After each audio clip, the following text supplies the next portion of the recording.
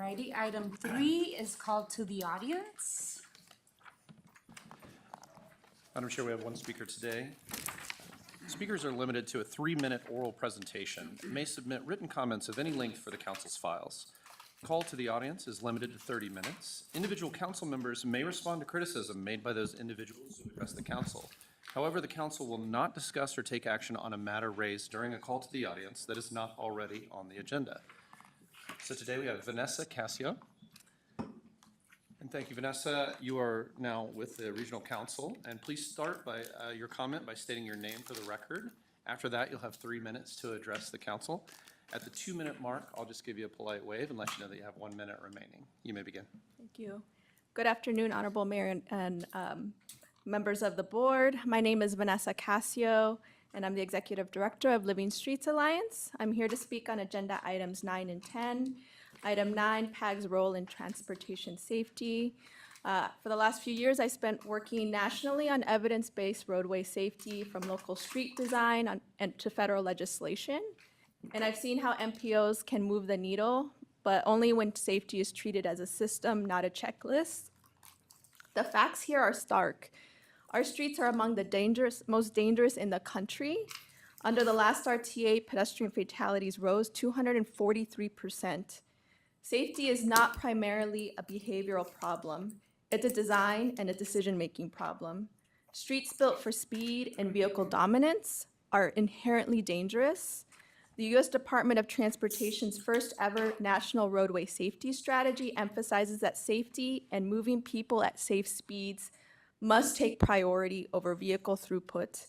Speed is the single biggest factor in whether a crash is survivable. RTA funding has steered us in the wrong direction. We continue to see incremental fixes layered onto fundamentally dangerous roads. Funding still prioritizes roadway expansion and capacity projects focused on throughput. These projects are expensive and funding is finite. Every dollar spent on capacity is a dollar not spent on targeted safety investments that data show could prevent injuries and save lives. Safety must be built into street design, which is a way to change driver behavior, using these research-backed strategies and local data to implement slow speeds and create spaces and corridors for people walking and biking and driving. This is what will truly reduce risk. Hawk signals, bike lanes, and crosswalks matter, but placed on a road built for speed, they're like lifeboats on a sinking ship. They may keep a few people afloat, but they don't fix the system, putting people at risk. Real progress means hard choices about how streets are designed, what we prioritize, and who we are willing to protect. We can't just label every project as a safety project. Item Agenda 10, expanding voter membership on the PAG Regional Council. This item would give agencies that operate major transportation systems, especially transit, a real vote. Federal law has required equal voting authority for transit agencies since 2014, and peer MPOs already do this to make smarter, more balanced decisions. Transit agencies bring operational, real-world perspective and ensure investments reflect the needs of all users, not just drivers. These two items are connected. Safe streets require transit at the table, and protecting lives requires streets designed for safety. Thank you so much for your time. I appreciate it. Madam Chair, that's all the speakers we have today. Thank you so much, really appreciate it. Item 4 is meeting summary approval. I move to approve. Second. There's a motion and a second. Any further discussion?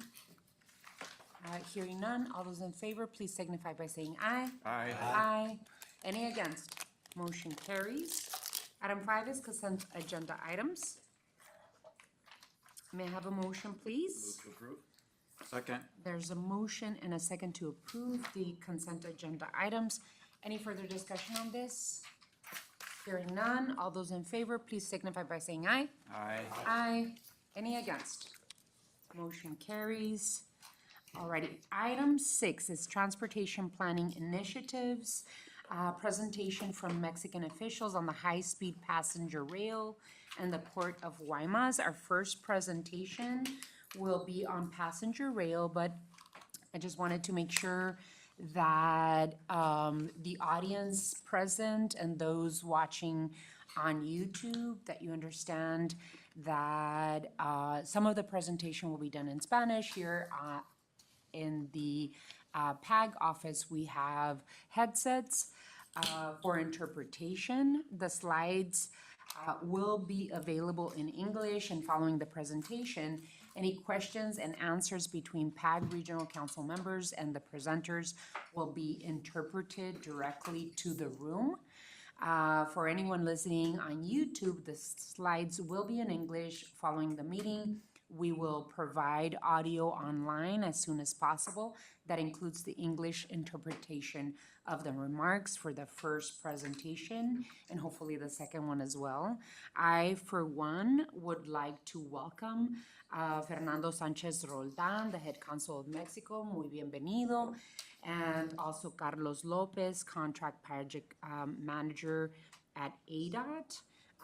This is going to be the first presentation, Plan Mexico 2030, including high-speed passenger rail initiatives on both sides of the border. Supervisor Hines actually requested this item, so I'd like to invite Supervisor Hines to introduce the item.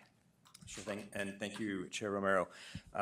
Very excited to have so many friends and guests here. I appreciate everybody coming. This is entirely voluntary, and but I think an important conversation to have, especially among my colleagues here today.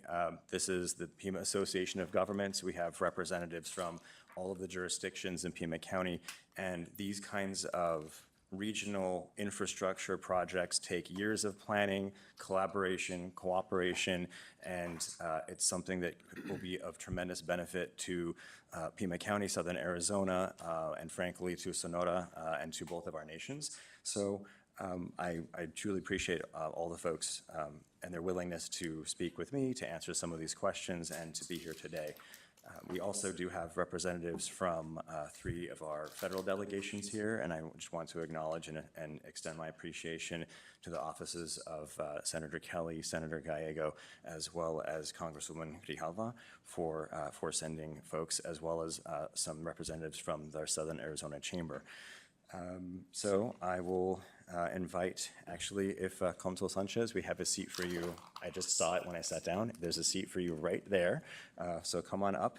And for this first presentation, obviously it's Consul Sanchez who will be providing opening remarks. And then Alvaro Madrigal, head of the Unit for Economy, Information, and Railway Regulation, which is Mexico's Federal Secretariat of Infrastructure, Communications, and Transport, will be sharing the bulk of the presentation. Slides, as you heard from the chair, will be in English, and for the virtual presentation from the official in Mexico, we will have our headsets. Those of us here in the room who require them will have headsets for translation. And yeah, thank you again, Consul, for being here. Thank you. You're very welcome, Dr. Matt, and thanks to everyone. It is a true pleasure for me to be here with all of you and to talk with you about the projects of infrastructure in Mexico. I guess this is a crucial part for being closer the southern of Arizona and Mexico. So it's something important because the last years in Mexico, I don't know why, for some reason, the infrastructure talking about railroads stop, and now it's something that it's beginning and that it's starting again. And well, thanks for the opportunity, Doctor. Thanks, Mayor Romero. And please help me to welcome Álvaro Madrigal Montes de Oca. He is the head of the Unit of Economy, Information, and Railway Regulation at the Secretaría de Infraestructura, Comunicaciones y Transportes. And he's gonna give us a presentation about the project of railroads in Mexico.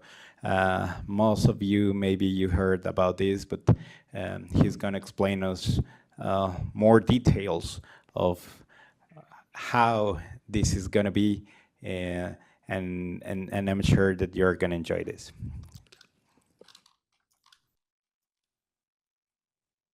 Thank you very much. Good morning, everyone. Thank you for the invitation.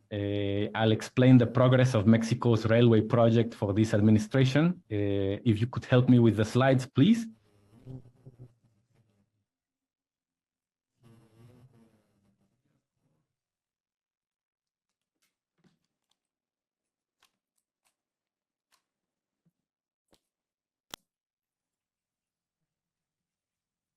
Thank you very much. And once again, I truly appreciate the invitation, and I will try to explain in a very brief way what are the advancements that we have achieved in this new railway network that is currently being envisioned here in Mexico.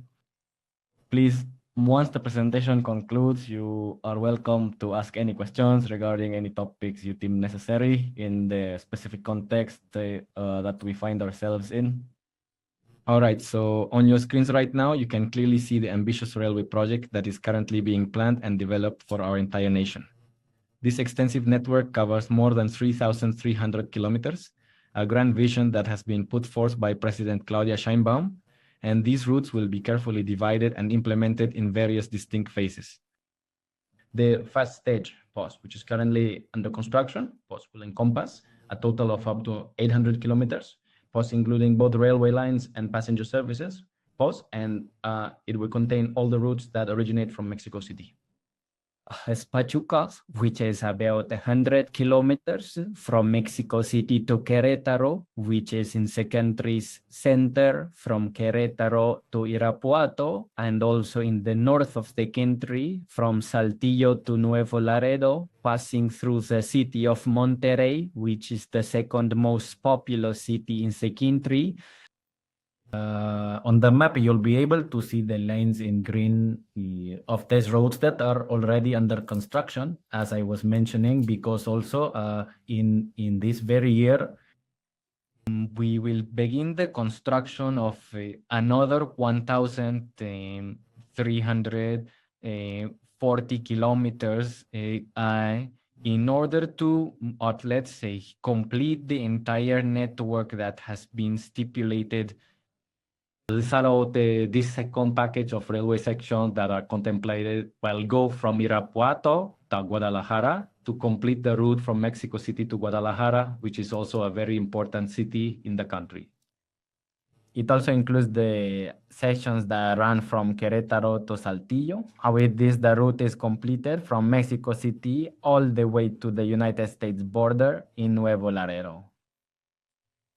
And finally, the Mazatlan-Los Mochis. The Mazatlan-Los Mochis section is actually the very first railway segment that effectively covers the Pacific region, and that essentially lays the crucial groundwork for the ongoing expansion of the entire network further towards Nogales. Wouldn't you agree? Regarding the upcoming phases, we are currently contemplating those that you can clearly observe displayed on the screen, highlighted in yellow. And at this moment, we are still conducting preliminary studies for these particular developments. Well, we haven't yet begun on these yellow sections the technical studies such as geotechnical, hydraulic, and geophysical, and neither have the works for economic, social, and demand studies been initiated. However, we plan to begin those study works by the end of this year and then proceed to construction, as we have already done with the lines you can see in green and red. Please help me with the next slide. Dento zero Asia as dento.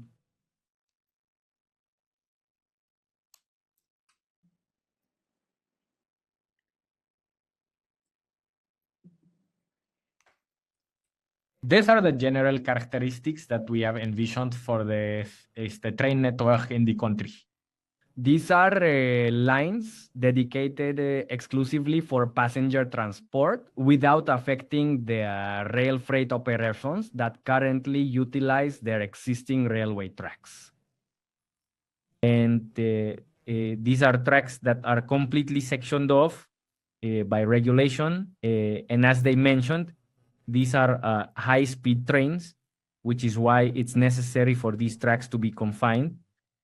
For the vast majority of the network that we observed on the previous map, we are envisioning double passenger lines. We are contemplating speeds of approximately 125 miles per hour, which is 200 kilometers per hour, and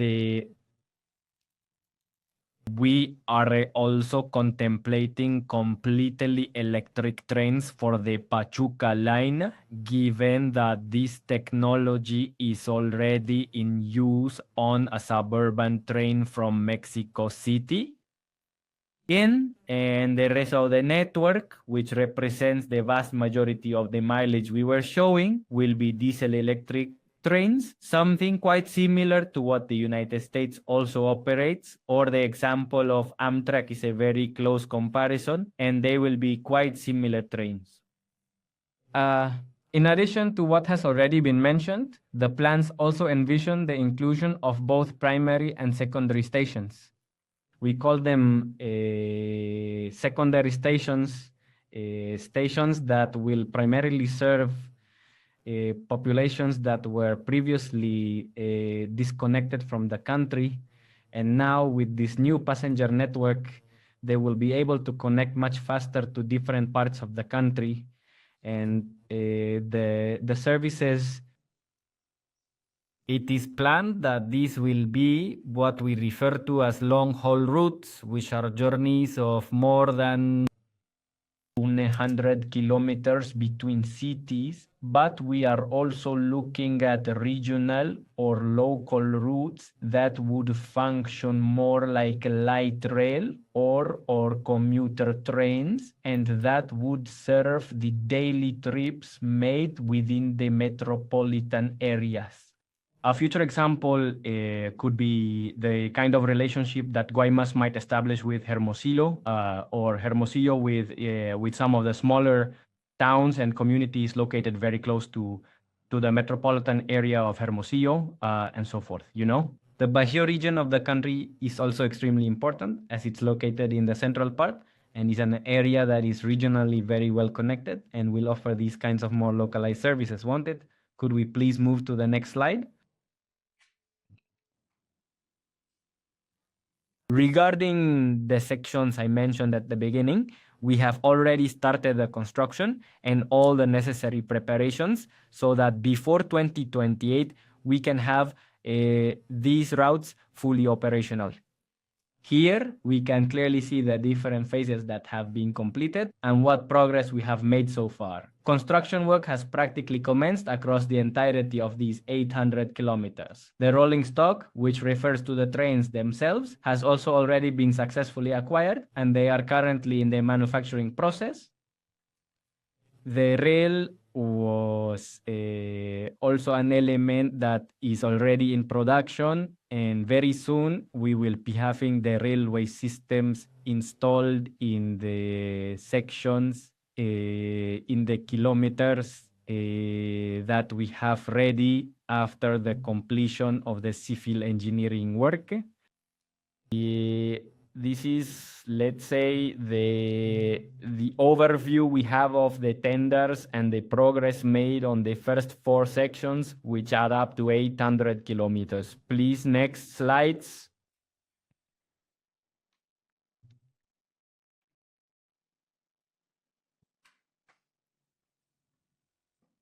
Here on these slides, we can see the very general route we have for the first 2 sections, which are from Mexico City to Pachuca, passing through AIFA, which is our international airport, recently inaugurated a couple of years ago, and the route that goes from Mexico City to Querétaro, which somehow it's the main or the principal route, because from Querétaro, the main line will branch off heading north to Nuevo Laredo, to Monterrey, and also heading north, but on the western side of Mexico to reach Nogales, you know? So the stretch from Mexico City to Querétaro is very important. Please proceed to the next slide. The progress on these two sections that we were just observing stands at approximately 10%. We commenced operations just 6 months ago, and we are currently moving forward precisely according to our planned schedule. These will be the trains that have already undergone the bidding process and which we anticipate will very soon be fully operational along the segment from Mexico City to Pachuca. 15 trains have been acquired, which can reach speeds of up to 160 kilometers per hour. And each of these trains will be able to transport 700 passengers. Let's move on to the next slides. These trains are expected to move over 100,000 people daily. And here also a detailed look at the route continuing from Querétaro to Irapuato. As I explained initially, this entire railway plan, which is so ambitious, will proceed in sections, in phases, and then in sections, right? Prioritizing the sections that we see have higher demand, with the objective of being able to reach Nogales and Nuevo Laredo from Mexico City, which is the country's capital. Please proceed with the next slides.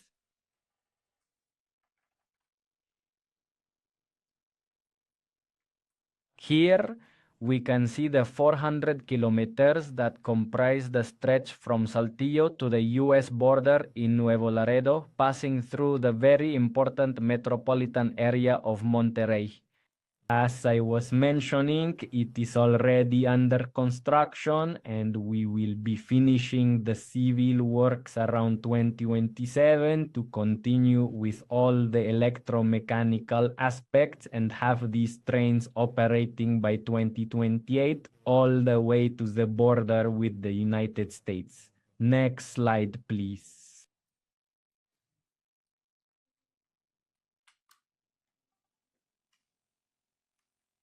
Here we see the trains that have also already been tendered and that were a package of 47 trains to serve the routes whose construction details I just explained. There are 47 diesel electric trains with very similar characteristics to those currently operating on the Maya train.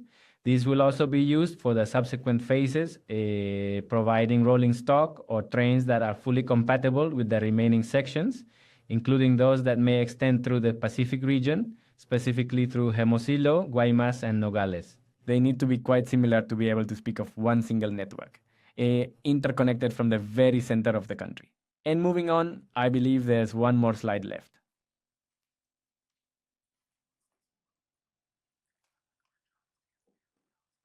Regarding the following sections, which I mentioned on the first map, they are currently undergoing technical studies, demand studies, economic, financial, and environmental assessments, and we are making very good progress. These are the stretches from Querétaro to Saltillo, Irapuato to Guadalajara, and Mazatlan, Los Mochis.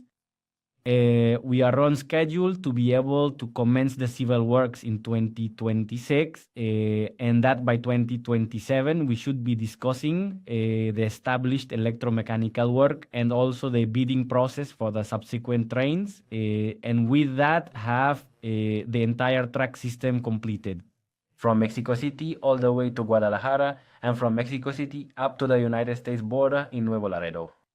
Well, and then, as I was saying, the final stage or the last phase of construction would encompass the remaining sections along the Pacific and also the surrounding kilometers adjacent to Hermosillo and Nogales.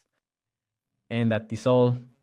Once again, I want to express my sincere appreciation for your interest in learning about the progress of the construction of the upcoming passenger train network here in Mexico. Thank you. Good afternoon. Thank you, Master Alvaro. Thank you very much. Yes. As you can see, it's one of the most important projects of Develop. Talking about infrastructure, I just want to say, imagine if we can travel from Nogales, Arizona to Mexico City. That's going to be something amazing. So thanks again. I'm looking for work with all of you. And if you have any question, if there is something that we can do, the consulate, it's always open to to talk about this project. So thanks again. Thank you, Mr. Consul Sanchez Roldan. We really appreciate the presentation. We are equally excited for the possibility of passenger rail throughout Mexico that will connect the United States, especially Tucson and Nogales, to Mexico. There have been passenger trains functioning before from Nogales. The Sierra Madre Express and the American Orient Express operated for years, and there were tourism trains that would leave from Nogales, Sonora to El Fuerte and from El Fuerte to Copper Canyon. As a matter of fact, El Chepe. My family took El Chepe from Mazatlan to Copper Canyon, and so we know about the experience that Mexico has with train. How do we connect? How do we make sure that as the conversations continue to happen in Mexico, how do we make sure that we're connecting the tourism piece as well, right? The connection from Tucson and Nogales and southern Arizona, and I imagine all the state of Arizona into Mexico, because at the end of the day, one of our big interests, at least for me, is to make sure that we continue cultivating the tourism opportunities that we have back and forth from Mexico to Arizona, but also the economic development opportunities. So I don't know if there's an answer to that, but I would love to be able to cultivate those two experiences. Yeah, yes, of course, Major. There is, it's important to say that there is not just talking about infrastructure, because there is another part. As you say, we are talking about tourism. So this first dialogue, this first explanation, it was about infrastructure. But of course, we can do something very similar, talking about tourism, exchange, cultural exchanges, and all what is necessary, because maybe there is this question that we say, okay, there is the railroad, and then what? So no, we are talking with other secretaries to make sure that this happens. And as you say, it's very important, I guess, that our headquarters of tourism in Mexico, they are more than interested in talk about this, and for sure we can continue talking about this. Thank you so much. I think that it would be very important for boards and councils like these to continue the conversation with the government of Mexico to make sure that there is opportunity for tourism, right? Which is a very natural back and forth for both sides of the border. For Arizona, Mexico is our #1 trading partner, and we see the investment of Mexican companies in Tucson and in southern Arizona. And then, of course, the tourism piece, but just to make sure that the rail will have capacity for both passenger and tourism, but also for freight and economic development opportunities. And I don't know if that's the plan, but I would love to be able to build on the natural economy that we share. Yes, and as I told you, I guess that we can invite them, and they can provide more information. But definitely, that's something that we are thinking. We are thinking to build this. I mean, this project with everything that it involves, the success of a project of infrastructure like this. So we are going to be very happy to invite tourism, and we are going to be very happy to invite cultural and all those secretaries that are part of this. But yes, for sure, that's something that I'm going to do. and for different and in the future for other boards, we are gonna be happy to invite them. So just this is something trying to ask your question. Yes, it's something that it's that we are thinking of. Well, I want to personally congratulate President Sheinbaum and her entire team for really being a visionary and really making this infrastructure investment in Mexico, and also as a benefit, right, to the United States as well, connecting to border cities. Any other questions from my colleagues? Supervisor Hines? Yeah, well, thank you again. And the reason I wanted us to all talk about this is because just seeing what Mexico is doing, seeing this amount of investment, and you could see from it's 3 phases, but there are multiple segments that are like coming up on completion, right? That are actually this is not some sort of pie in the sky, maybe this could happen. Like they are doing this, and when we see this kind of investment in infrastructure, which we know certainly on this side of the border, trains infrastructure take many years to plan. When we have such an important, unique border region, the economic potential, the tourism potential, like the mayor mentioned, I think we need to be aware of this, and as a council, I think, do whatever we can in conjunction with, the governor and with ADOT and with our federal delegation to encourage at least some kind of mirror development on this side of the border, because I'm happy to drive to Nogales, Sonora, that's okay, but I would much prefer to step on a train in Tucson and then get off of a train later that night in La Ciudad de Mexico. And I think that would be a goal. And because it does take quite a long time to get these things done, it's so important for us to start really aggressively advocating for that so that we aren't 5, 10, 15 years behind where our neighbor and friends to the south is. So I think I appreciate the indulgence of my colleagues, and of course, we're going to now hear from ADOT. Absolutely. Thank you for bringing this item and making sure that we're connecting the dots on this side of the border as well. Mayor Murphy and then Mr. Maxwell. It's good to see you again. Good to see you, Mayor. Meeting you the other day. Yes. Is there an approximate time frame? Because I saw the yellow line, Guaymas to Nogales, is under assessment. Is there an approximate timeline on that? And then as we do move forward, bringing Santa Cruz County, because we can't leapfrog, over Santa Cruz to get to us. I think it'd be good to, at some point, once we learn more and we get closer, to work with staff they don't have a MPO necessarily like we do down there. And how do we connect that up, bringing Santa Cruz County in with Pima County? Thank you. Oh, okay. Well, I want to be honest, and we are finishing the first step.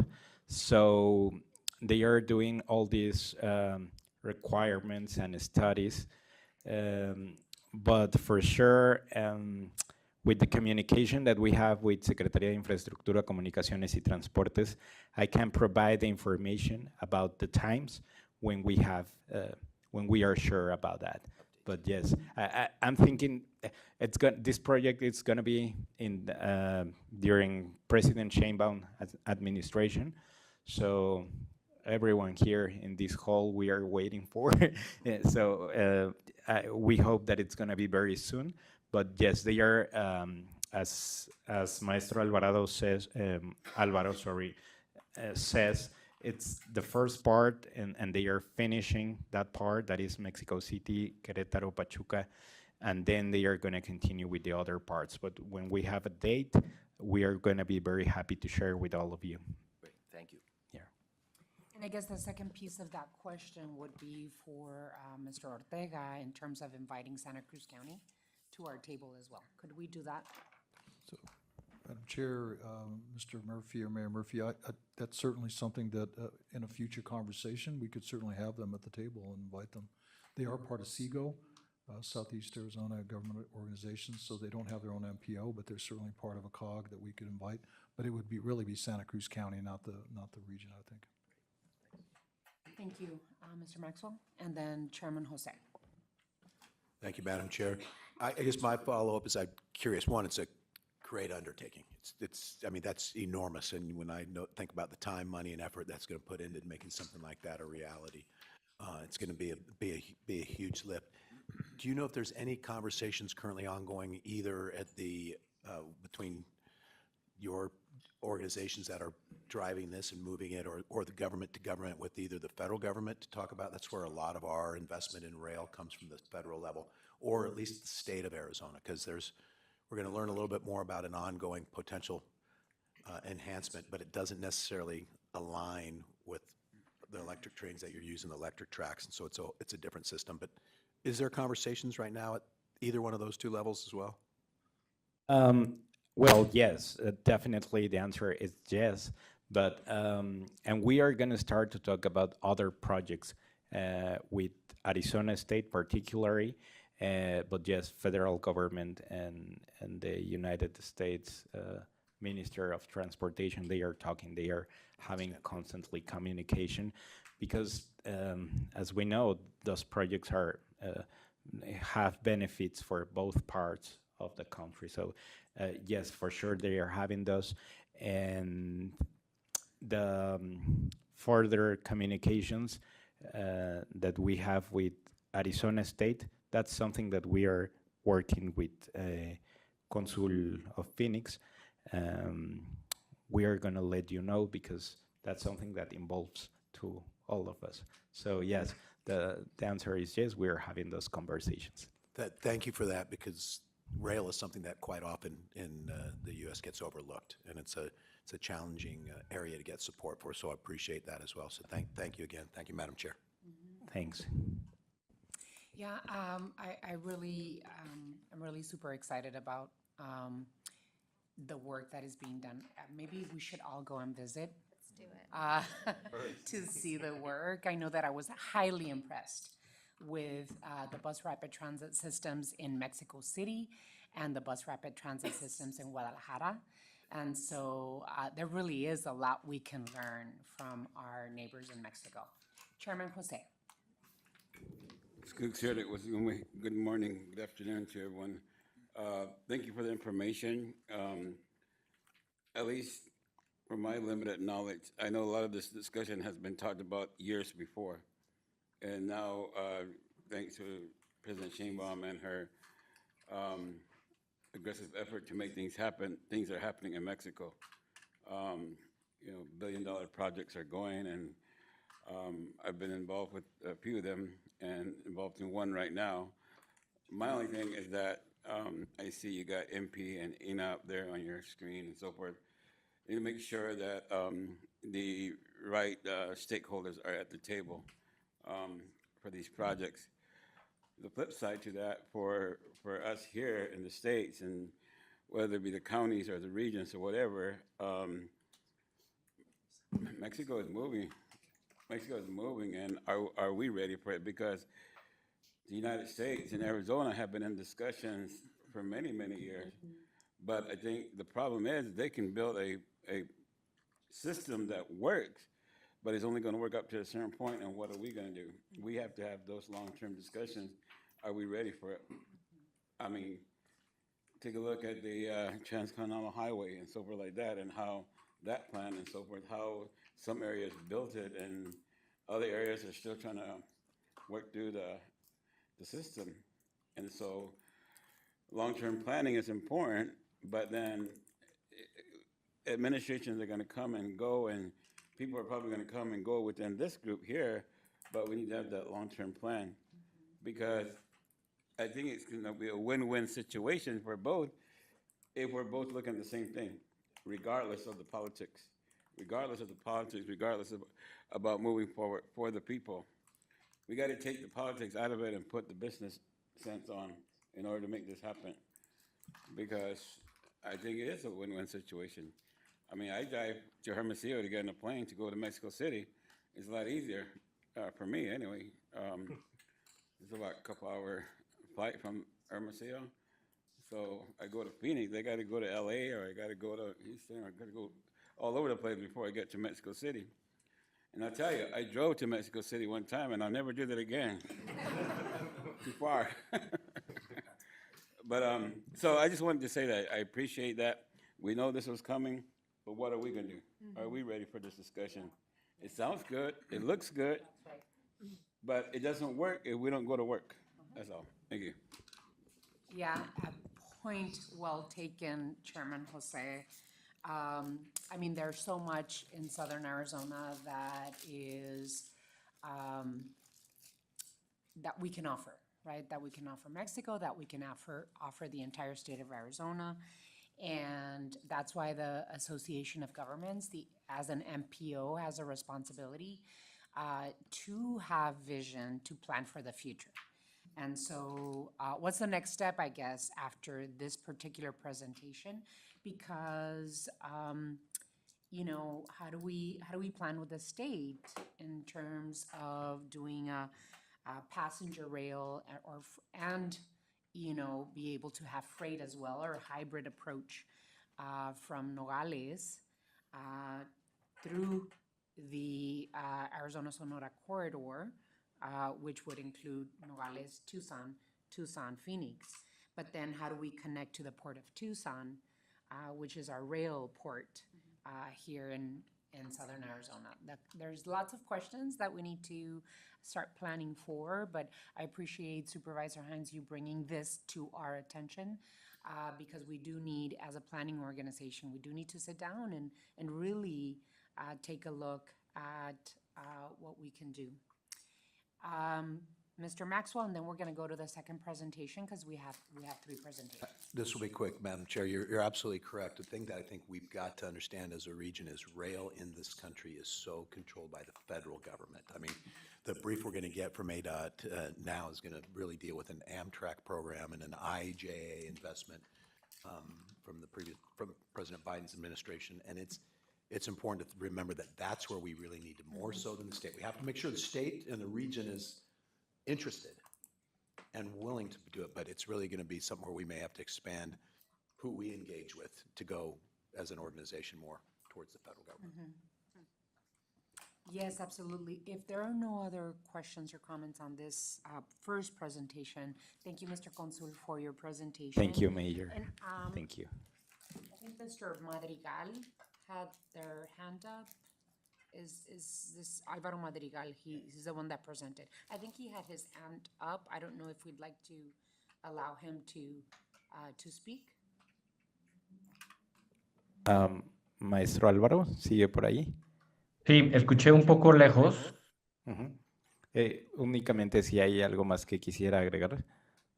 Solamente agradecerles y refrendar que estamos en comunicación con el gobierno federal de Estados Unidos, en específico con la FRA, que nos ha ayudado muchísimo en toda esta planeación y que les iremos avisando de lo que va pasando, sobre todo con el tren que está aledaño a Nogales y a Hermosillo. Muy bien, muchísimas gracias, maestro Madrigal. Sí. Le damos las gracias por su presentación y esperamos seguir platicando con ustedes. Gracias a ustedes. Gracias. Gracias, Consul. Our second presentation is regarding passenger rail corridor study. Will be presented by Carlos Lopez, who's the project manager with the Arizona Department of Transportation. Mr. Lopez? Madam Chair, members of PAG Regional Council, esteemed guests, thank you for this opportunity to provide an update on the Phoenix-Tucson Intercity Passenger Rail Corridor Study. My name is Carlos Lopez. I'm the ADOT Study Manager on this effort. This briefing will include 4 major topics. We'll start off with the State Rail Plan discussion, offering the broader context in the state of Arizona for passenger rail. We'll touch on the previous study efforts and study that helped us lay the groundwork for this current study. We'll then highlight the Federal Corridor Identification and Development Program, or Corridor ID. This is a new federal initiative to promote and develop intercity rail nationwide. And then conclude with the federally approved project for the Phoenix-Tucson Intercity Rail Study, including task, milestones, outreach goals, and strategies, and next steps. I wanted to begin offering the broader passenger rail context in the state of Arizona.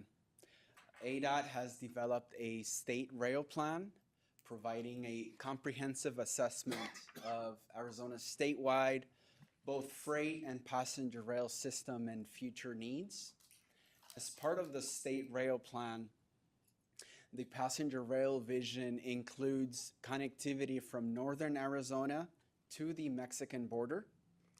The state rail plan identified a implementation phase starting with the Phoenix to Tucson corridor, proposing to connect the major metropolitan areas with passenger rail, and also including additional connections for future connectivity both to the north and to the south.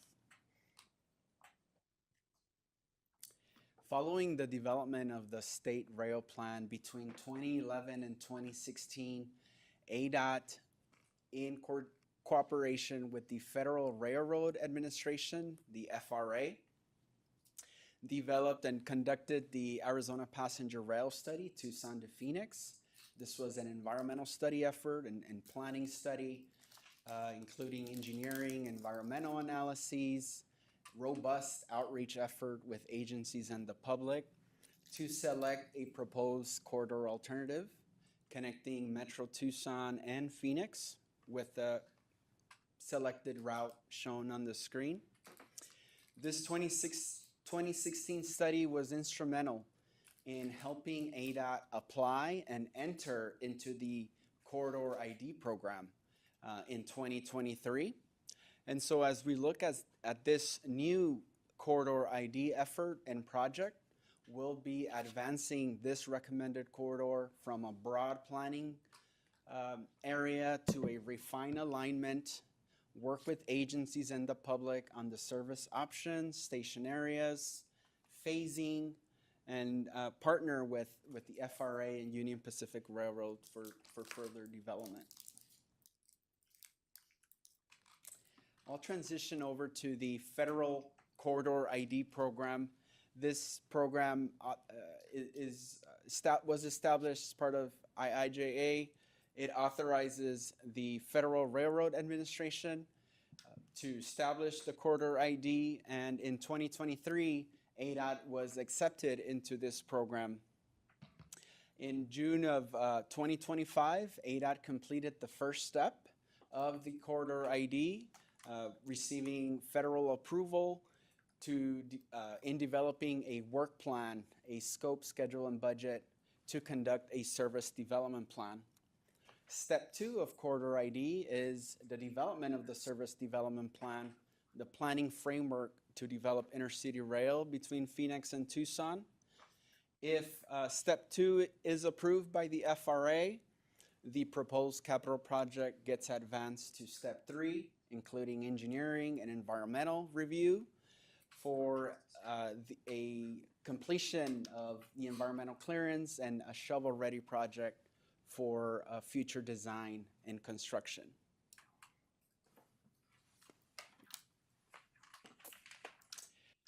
The FRA has approved this proposed study area for the Corridor ID project, expanding from the west of Phoenix, the city of Buckeye, connecting Metro Phoenix, Pinal County, and Metro Tucson to the Tucson International Airport, approximately 160-mile corridor.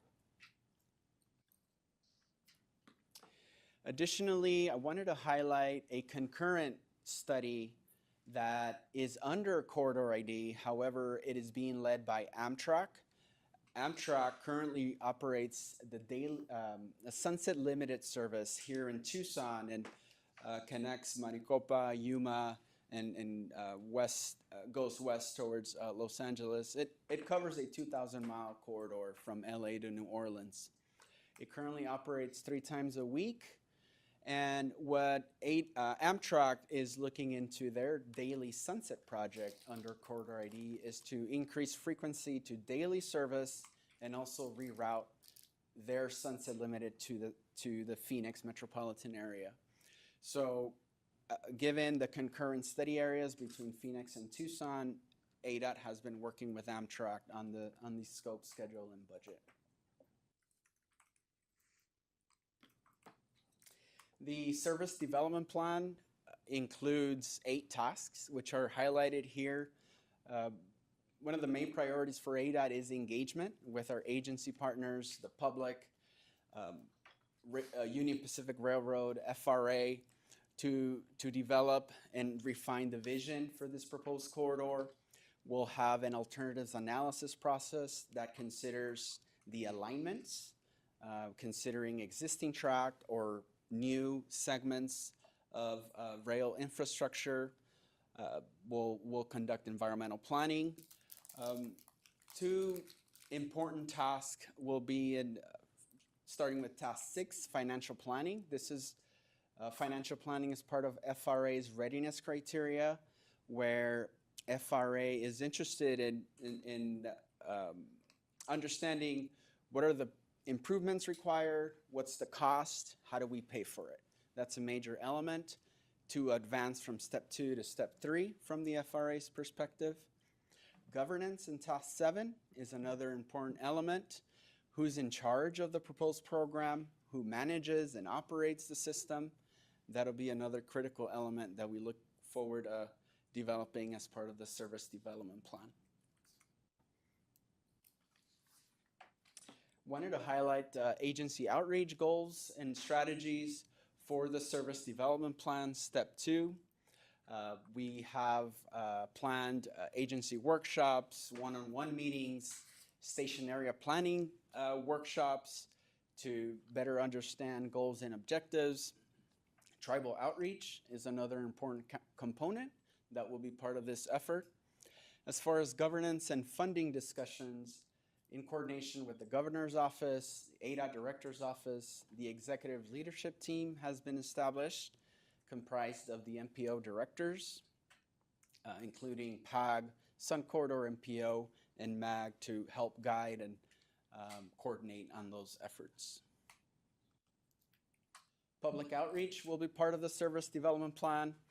This will include in-person meetings, community events, and social media to seek as much input on passenger rail and also to be able to capture the public sentiment as it relates to passenger rail. As far as starting the step 2 of the corridor ID process, the FRA is expected to issue a notice of funding opportunity that is project directed to the Phoenix to Tucson corridor in early 2026. Once it is issued, ADOT and FRA will develop a grant agreement for the step 2 study that requires a 10% state match that's available via a legislative appropriation. And upon obligation of that grant, we'll kick off the step 2 service development plan. Thank you again for this opportunity to discuss the intercity rail corridor and look forward to partnering with PAG throughout this process. Thank you, Mr. Lopez. Any questions, comments on this item? Mayor Murphy? Just a quick couple. I remember from a really good SALC convene meeting many, I don't know, 2-3 years ago now probably, that on the Sunset Line, because of the distance of it, the operations and maintenance of it could be covered by the federal government. But the state one, it's a shorter line, so the state would have to pick up the O&M of conducting it.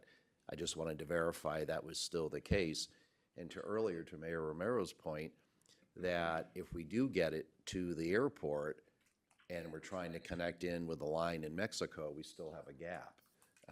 So if you're taking it from Phoenix or northern, even from there, and you get to the airport, well, how do you get down to Nogales to pick up the passenger rail that Mexico is working on? So just, I know what the future is past Tucson, but, you know, please keep that in mind because there still will be a gap for that. Thank you.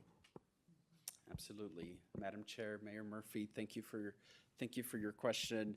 As far as cost of operations, improvements that are required, there is that is part of the service development plan to work with the railroad, with Union Pacific, and to figure out opportunities for passenger rail between Phoenix and Tucson. And all passenger rail related costs would fall under the passenger rail program. Similarly, Amtrak's long distance service, their operations and maintenance costs will fall under their scope for their longer distance service between LA and New Orleans. So that's more to come depending on the analysis, the needs, and obviously the funding.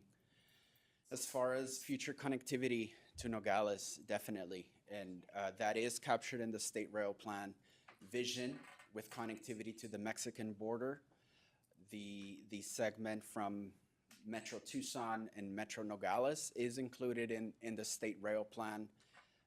I would also include that the FRA is also, they announced that they will be soon accepting additional segments, additional corridors under the Corridor ID program. So that could be an opportunity to consider for that corridor. Thank you. Any others? Mr. Maxwell? Thank you, Madam Chair. One thing is, and as I recall, the initial part of the whole approval of this Connecting Cities plan from in the IIJA, it did include some of those operational dollars you're alluding to for several years, but there was a step point where it would stop and then it would have to turn over and be self-sustaining at some point. And for connectivity right now, you mentioned the airport. I think the current plan, correct me if I'm wrong on this one, Carlos, please, stops really at downtown Tucson right now. That's the line they're using. And if Amtrak's the one that's operating it, might be using some UP signs, the whole daily line may be a continuation of the same train that makes a run up, may continue to LA. That's all to be worked out. But the big thing is, was there not some operational funding for a set period of time? And then at that point, it's either got to be self-sustaining or taken over by somebody else. Madam Chair, Mr. Maxwell, thank you for that follow-up. I will verify that and get you the appropriate response and clarification on funding allocated as part of IIJA on that. So that I'll add that. Supervisor Hines? Thank you, and I really appreciate you being here, Carlos, in the presentation. And part of this might have already been discussed, but so to your knowledge, has ADOT or the feds, frankly, like considered any of the Mexico Plan 2030 in what they're doing? I mean, I'm assuming they have awareness of this. I mean, I can't imagine that like this isn't the first meeting that this has been discussed, but so kind of has that been contemplated, and does that help to get the segment from Tucson to the border to Nogales, like maybe a higher priority in terms of including it like in that corridor ID program or making it part of the study area? Or does the whole process have to like start back at 2011 to get to where we are now on the Tucson to Phoenix part? I would just hope that in light of what Mexico is obviously doing and what we've already accomplished to this point, that there is a way that we don't have to do 12 or 15 years of I'm just trying to get an idea of the timeline and kind of where the feds might be able to get us in terms of the gap that we're talking about. Madam Chair, Supervisor Hines, there might be discussions regarding Arizona's initiatives with Mexico's 2030 plan at the higher levels. My specific area has been the proposed Phoenix to Tucson project, and certainly appreciate your initiative to bring this discussion together to further enhance that. As far as the proposed connectivity to Nogales, it doesn't require, for example, the environmental study that ADOT conducted, for example, 2011 to 2016. That definitely was a plus to the FRA to help approve the corridor and enter into corridor ID.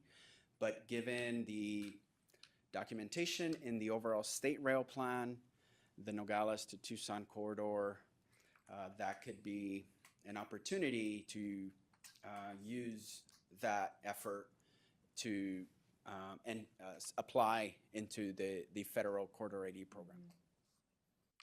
Great, and I guess just let us know who we have to talk to. I mean, just how can we be helpful to facilitate that and to really elevate that and highlight this and the importance given what Mexico is doing? I'd appreciate that. Yeah, Supervisor, that's a fair question. Maybe we could ask the executive director to look into what is the process to have the PAG get ourselves in line for FRA funds and or state of Arizona funds to be able to plan for what we want to see in the future. Tucson to Nogales. So, any others? Alrighty, we have a third presentation today, and the third presentation is on the Port of Guaymas expansion and upgrades, implications for cross-border trade and commerce with Pima County. Mexico's ongoing and future planned upgrades in the Port of Guaymas in the state of Sonora, anticipated effects on exports and imports from and to northern Mexico and southern Arizona and the western United States, and implications for the Nogales Port of Entry from I-19 corridor to the Port of Tucson. I would like to invite Uriel Brito. I think it's from the Port of Guaymas, representing Commercial Manager Acipona. I don't know if Francisco Acuñas is with us today, representing and is the president. Hello, good of afternoon. And then Juan Francisco Salcido Burruel, Director of Regional Projects in Codesco. I'll seat the microphone. Thank you.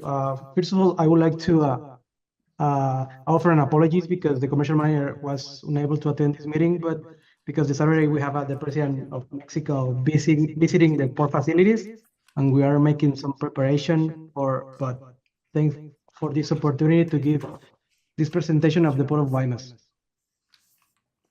I would like to start with, well, the Port of Guaymas is the only deep water port in Sonora, in the northwestern region of Mexico.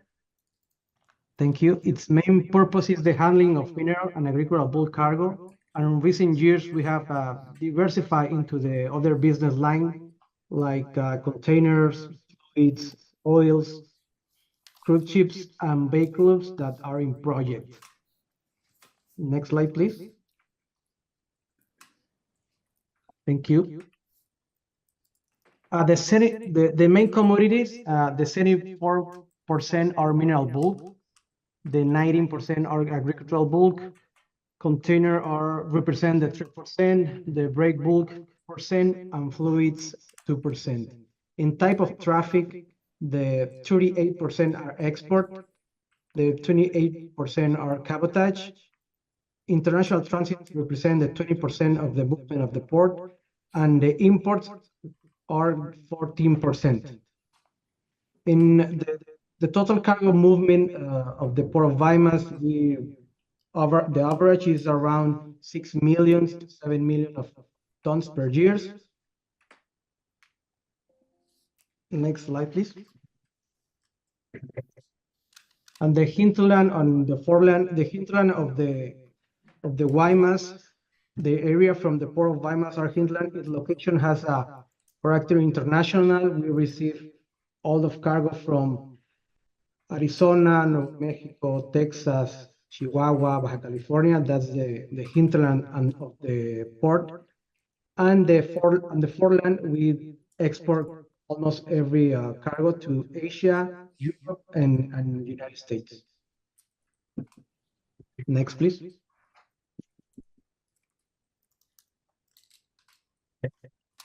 We are fully connectivity. The port counts with road connections to the northwest of Mexico and the south of the United States, and the rail connections in the northwest of Mexico and the south of the United States. We are fully connected. We are 400 from Nogales, Arizona, so it's really a competitive advantage for the Port of Guaymas. Next, please. Talking about connectivity, the port count with two multimodal corridors, Guaymas, Arizona, and Guaymas, Mexicali. The 80% of the port's cargo is moved by rail and 20% by trucks. We have a good relation with Union Pacific and Ferromex. Next one. It's really important to mention that we start the modernization of the port in 2022 with the investment of $202 million that with 13 projects that carry out from 2022 to 2025. That includes, next one, please. That includes some works like open storage area, dredging works, cold storage facility, port access road modernization, international railway modernization, and one of the most important was the new multi-purpose terminal. Can we please go to the next one, please? Next one. Next one, please. Yeah, one of the most important projects that it's the new terminal. We start with this construction in the 2023, and we launched a tender that the final decision was in the last September. So this we're gonna, I mean, the new stakeholder will operate this terminal in the 2026. Can we go next one, please? So the current container cargo service, we have a regular service between Guaymas, Manzanillo, and Mazatlan, but with this new terminal, container terminal with capacity of 2 new cranes, we want to capture some of the volumes that arrive to the Los Angeles and Long Beach, and then to export to the south of the United States. Next one, please.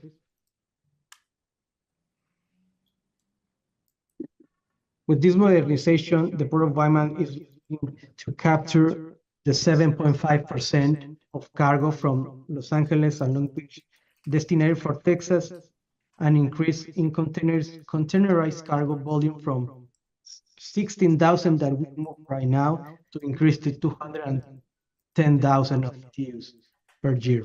That's in the second stage. Next, please.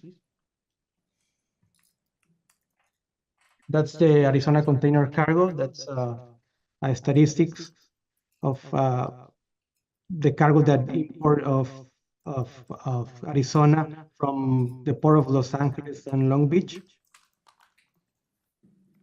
Next one, please.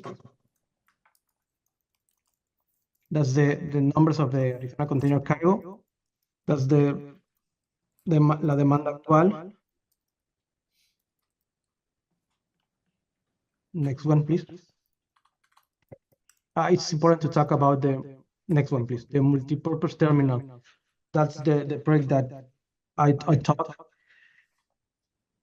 This is not in operation, but it's gonna start operation in 2026.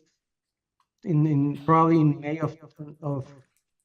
May of 26. So with this terminal, we will try to increase the volume of the Port of Guaymas, because right now we move around 16,000, but because we didn't have the cranes.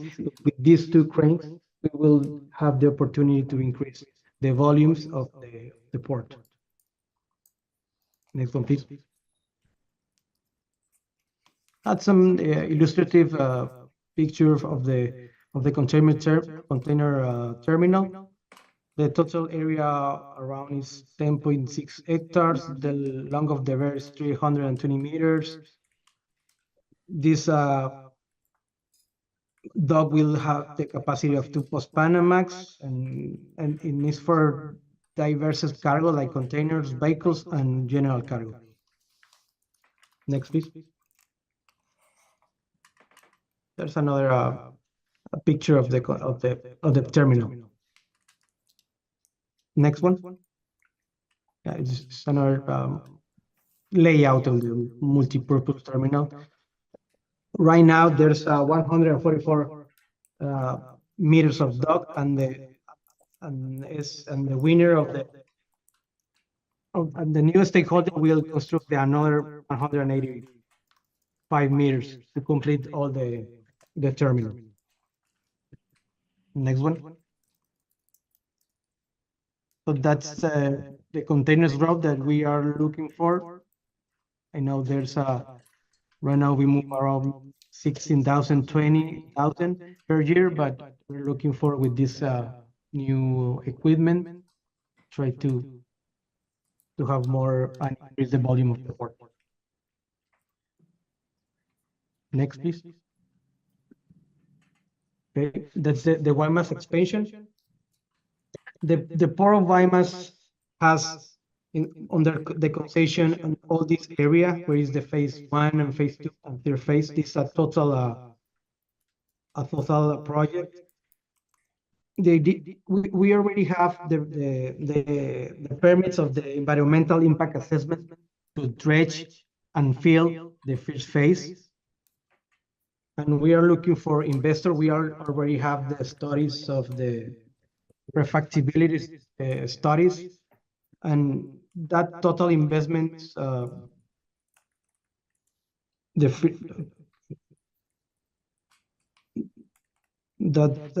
basic infrastructure was that numbers. Next one, please. There's a little bit of the description of the first phase.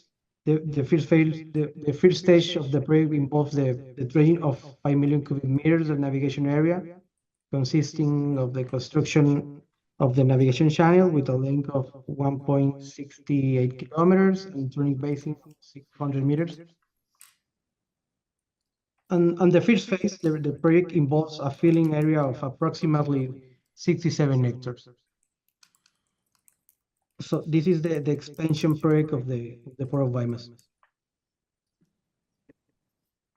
Next one, please. There's a second and third stage of the total project, but we are looking first, looking for investor for the first stage of the 67 hectares. Next one, please. That's an upgrade of what we are doing here in the Port of Guaymas. Thank you. Thank you so much. Appreciate the presentation. Do we have any others presenting? Hi, thank you. Yes, first of all, I'm really glad to be here. Thank you. Now that I see all the efforts and the coordination that we can get together. So now, this was the Port of Guaymas, and now we are going to see how we are going to connect all the dots, right? So most of the thing that we've been talking here. So I just make a quick introduction. My name is Juan Salcido. I represent part of CODESO, which is the Sonora Council for Sustainable Economic Development. CODESO is focused on promoting sustainable economic development in Sonora through coordination with industry and public institutions. Our work emphasizes collaboration, long-term competitiveness, and economic integration, always from a practical and cooperative approach. We will now share a short video to provide context and then invite Mr. Francisco Acuña, who is the president of CODESO, to briefly speak out how these principles are being applied in current initiatives here in relevant to Sonora. So can you please help with the video? Thank you. Sonora is connected to the entire United States border. As the largest Mexican state with ocean access, it shares nearly 400 miles of border with Arizona, California, and New Mexico. A new highway will soon connect El Paso, Texas, directly to the port of Guaymas, Sonora. Through the port of Guaymas, Sonora's industry connects directly to the U.S. National Railway Network through Union Pacific, enabling the movement of goods across the USA. The port of Guaymas is second to no one in mineral cargo handling in Mexico. Also, a key logistics point in the import and export of coal to the North American market, and is the nearest rail hub in Mexico to the U.S. border. In partnership with the port of Antwerp-Bruges, a global leader in energy transition, Guaymas will become one of the first ports in Mexico with liquefied natural gas sourced from the U.S. and energy cooperation that positions Sonora as the strategic energy and logistics hub for the Pacific region. Thus, the port is a hub not only for Sonora, but for a gateway for the entire region bordering the U.S. To strengthen our binational region, the private sector has committed a multi-year cooperation mechanism dedicated exclusively to increase competitiveness and security.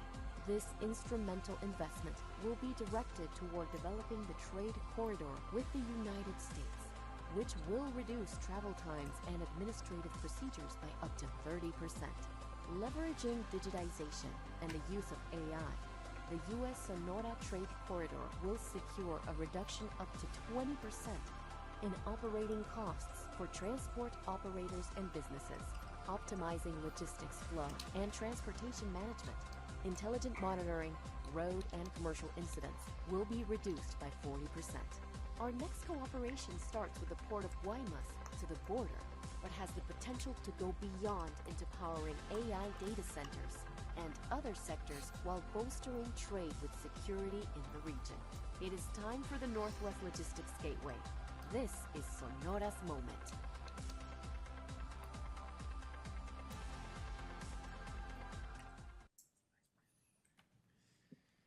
So, thank you very much. I think Mr. Acuña is with us right now, and thank you. Well, thank you very much, Juan, for the introduction, and I have been following with a lot of interest discussion. Thank you very much for the opportunity. So we are very honored to be here with you in this board. Very, very important, very relevant. Thank you very much for Mark to inviting us. And basically, just to go to the point, this is a very important time for a region. As Guillermo from the Navy mentioned, the president is coming this weekend to the port. Just to add to some of the important things mentioned here, there's a very important ecosystem being developed in the port that is connecting with Arizona that I'll just leave it there for future discussion. The port is working very closely to develop a master plan with the largest European port, basically to help make the port more competitive in its partnership with Arizona. So the Europeans are helping replicate the model that they use in their largest ports to replicate within the European Union as a model of how we can be more competitive in Mexico, in Sonora, to provide Arizona support in the southwest of the U.S. Linked to that, obviously, is that we needed more energy.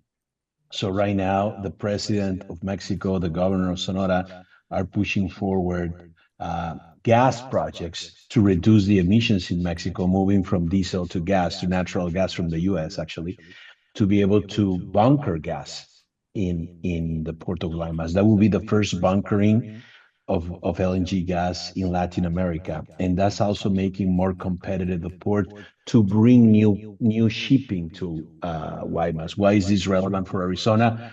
Well, one of the concerns of some of the SMEs of Arizona, not the big ones, but a lot of in the middle, is that making sure that the cost of Guaymas is competitive. And being able to provide gas is being able to provide new generation of shipping that is more efficient, less cost, and it's gonna be able to allow us to bring a new, reduce the cost. That's one thing. The other that is relevant is, it was mentioned very briefly, is a trade corridor being worked between the port and the border.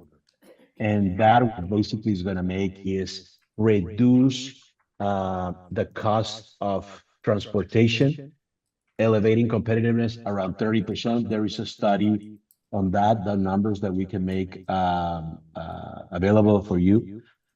And also the perception of security. We are very interested that the Department of State of the US is able to increase the level of perception of security in Mexico. That requires a new governance that is being worked around the corridor, that I think is very good for Mexico, is very good for the people of Mexico, but it's very good to reduce that perception that is particularly very important with electronics, semiconductors. Sonora is not looking to compete with Arizona on semiconductors. You guys have captured something unique in the world. It's very inspiring, tier 1 and tier 2 of semiconductors in the world. We know that Sonora, it can be the option instead of Southeast Asia, more secure, closer to home, for tier 3 and 4 or certain projects that Arizona is looking. And together, we could be more competitive against other regions to bring together Sonora and Arizona new investments to both Arizona and Sonora, complementing these tiers. And the port becomes an anchor on that for some of the raw materials that are critical. And finally, I would like to mention another sector that is critical is strategic minerals. Just yesterday, a president of the US, president of Mexico, and this morning in a call, the discussion around strategic minerals is becoming critical. And Arizona is a leader in the US, and Mexico, and Sonora is a leader in Mexico on strategic minerals. The fact that Guaymas today is #1 port of Mexico in strategic minerals with the US, enhancing that part will be critical as we move forward with TEMEC. And the incentives being created in Mexico under the new round of USMCA, when I say TEMEC is USMCA, I think is gonna be of great benefit. This week, there are different mining companies from Arizona visiting the port as well. We have a very important visit from Washington as well next weekend for the port, precisely to look around this opportunity. So I think this is a very good timing to continue this discussion. I know it has been a long day, so I'll stop there. But we look forward to having this conversation and to work with you hand by hand to be able to provide you all the information you need. Sometimes we get lost in translation, but I think it's our job or duty to facilitate everything you need so you can be more aware of what's happening south of the border. Thank you very much. Thank you, Presidente Acuña. Really appreciate your presentation, for joining us today, and Mr. Salcido for joining us today. Do we have any comments or questions on this presentation? Just a quick one. Mayor Murphy and then Supervisor Nance. Very informative. I think I follow these things over the years, but then I feel like I'm lacking on the updates. So it really is wonderful to hear these presentations. Just a quick question. Is most of the rail improvements coming from the federal government in Mexico, where the Guaymas investments were more privately? I kind of was getting a feel for that and just wanted your feedback on that. Sure, and Guillermo, if you want to kick in as well, but in principle, the railroad, you're correct, is 100% federal investment. In terms of the port, I would say it's a hybrid.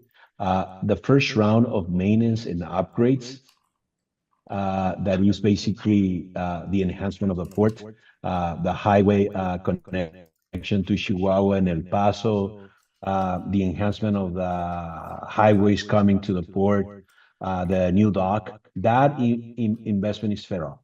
Right now, the enhancement for minerals, the enhancement for LNG, the enhancement for the others are open concessions, open for bidding, that Mexico is looking forward to partner.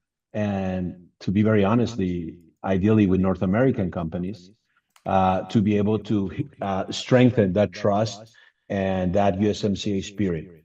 One of the elements that has been discussed within Mexico is Sonora is uniquely positioned to be a USMCA partner for some reasons, historic reasons.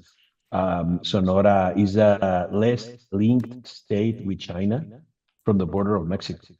And I think that creates unique incentives to do something with the US. So absolutely, actually, part of these visits being discussed with North American investors is how they can participate in this enhancement on the private side. Thank you. Thank you, Supervisor Hines. Thank you, Chair Romero.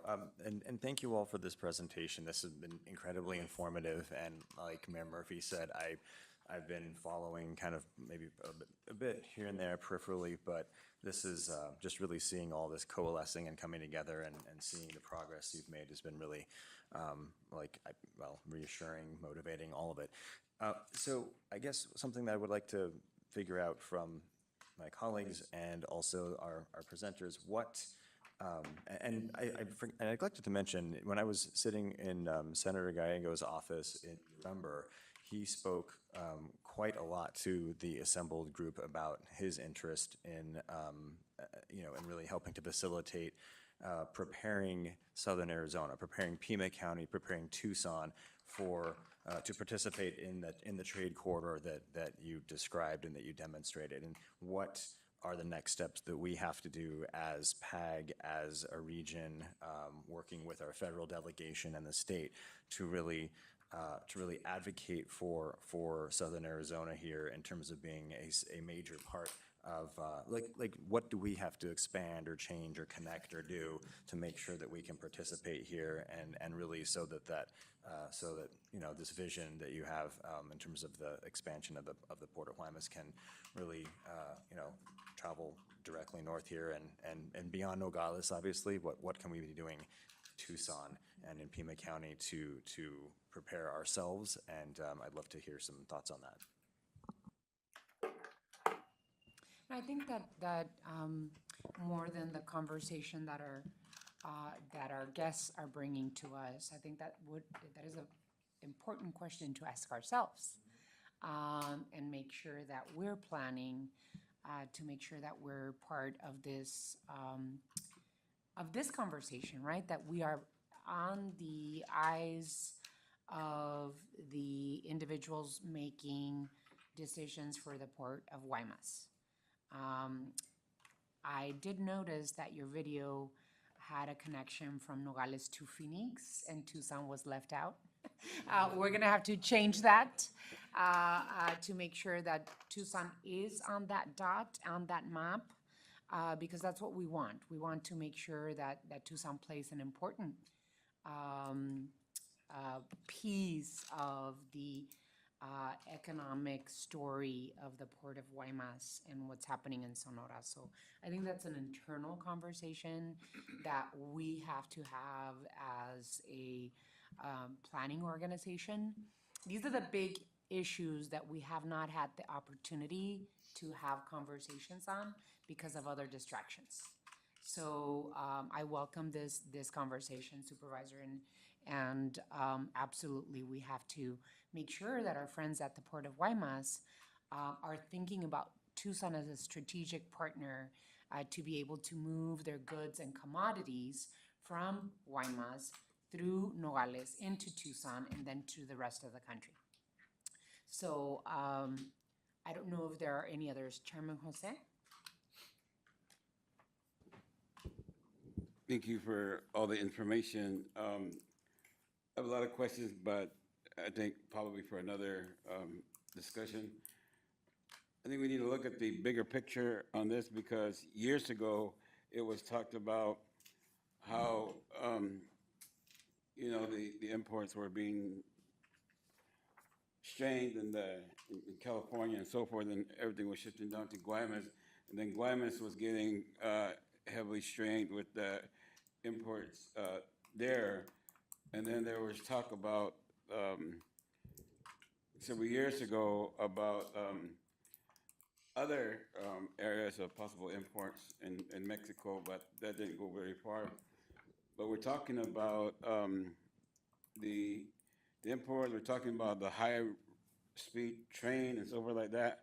But I think we need to look at other factors, the highways and byways, the roads, you know, in Nogales, because you know right now in Nogales, it takes like forever to get back to the United States. And even sometimes going south and the trucks that are coming through there, it's a bigger picture when we're talking not only rail, but even the roadways and so forth. You see trucks lined up for miles and miles and miles on some given days. And so something we don't have control of, but the federal government at the ports of entries have. And I know there have been discussions about expanding some of those, but if you look at Nogales, there's not much room to expand, you know. So other ports of entry, San Luis expanded very largely, and a lot of the trucks coming down from Hermosillo go across to, I mean, there's trucks and trucks and trucks. Well, it's beyond that. And I think we're just kind of micro-focusing on Nogales, Tucson, but we got to look at the bigger picture in there. Because you can build all the infrastructure south of it, but if the U.S. is not in the game, then it doesn't really mean anything. And that's something beyond our scope of work, but we need to be having those discussions on the federal level. I mean, there's talk, I mean, just look at tourism. A lot of the people coming through Pima County, coming through Tohono O'odham Nation on any given weekend, especially holidays, are not from Arizona. They're from Texas. They're coming through and they're going to Puerto Peñasco. It's a lot shorter trip to go there than to go to California or go to the Gulf of Mexico. How do I know that? Because our police tells us the data. And so, again, all those things intertwine on the bigger picture, And if we're going to focus on some of these things and put billions of dollars into this infrastructure, we got to think about the rest of the infrastructure because it all works together. That's all I'm saying. And I know that been talks about this years ago about building those ports of entries and building the roadways and so forth. In Mexico, from Nogales to Hermosillo, the improvements on the road, you know, it took years to do that, you know, and I drive the road a lot, so. But other areas, you know, even here in the United States.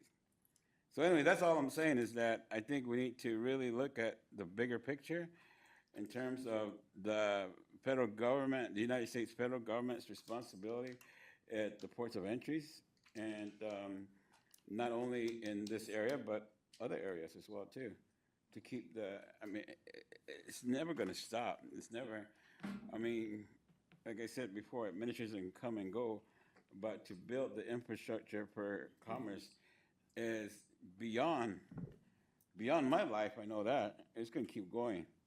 And so we've been building this, but if we don't keep knocking at the door in terms of other government, other levels of responsibility on the federal government, I appreciate what Mexico's doing. I appreciate that they're rolling up their sleeves and going to work. And while we're over here in the United States kind of fighting each other, so we're trying to figure out what we're going to do, we need to roll up our sleeves and go to work too.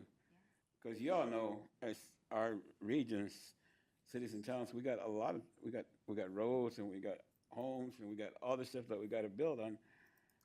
But how are we going to focus on the bigger picture when we still got these little things at home that we got to work on? So we got a lot of work to do. And the only way we're going to do that is if we work together and communicate on that. Because we can do all the planning and hear all the presentations and everything like that. But if the top dog over here, the federal government is not thinking that way, do we know what they're thinking? Do we know where they're going? So how can we utilize that information to plan our strategic roadmap to meet the objective of our partners doing what they're doing? Maybe we need to ask them. They're doing things. They're making things happen. And so that's all I'm saying. I think so there's a bigger discussion that we need to have and more information that I think we need to bring to the table to really develop and design a roadmap for our future endeavors, at least for PAG and RTA. My thoughts. Thank you. Thank you, Chairman. Really appreciate your commentary. Yeah, I think I was seeing a lot of nodding around the table when you were speaking in terms of, being able to create the vision and then work with the different jurisdictions to make that vision happen and to continue making sure that we put Tucson in our region on the map for direct foreign investment as well as federal investment in our infrastructure to make sure that we're, playing a role, playing a part in all of the incredible work that's happening on the Mexican side of the border, and being able to connect that infrastructure to what we need to do here. So lots of work to do, but appreciate the presentations. Supervisor Hines, did you want to close it off with anything? Oh, sure. Again, thank you to all of our guest presenters. This was, I started asking a few questions, and it turned into a bit bigger set of presentations than I anticipated, and I think very enriching and very informative. So thank you all.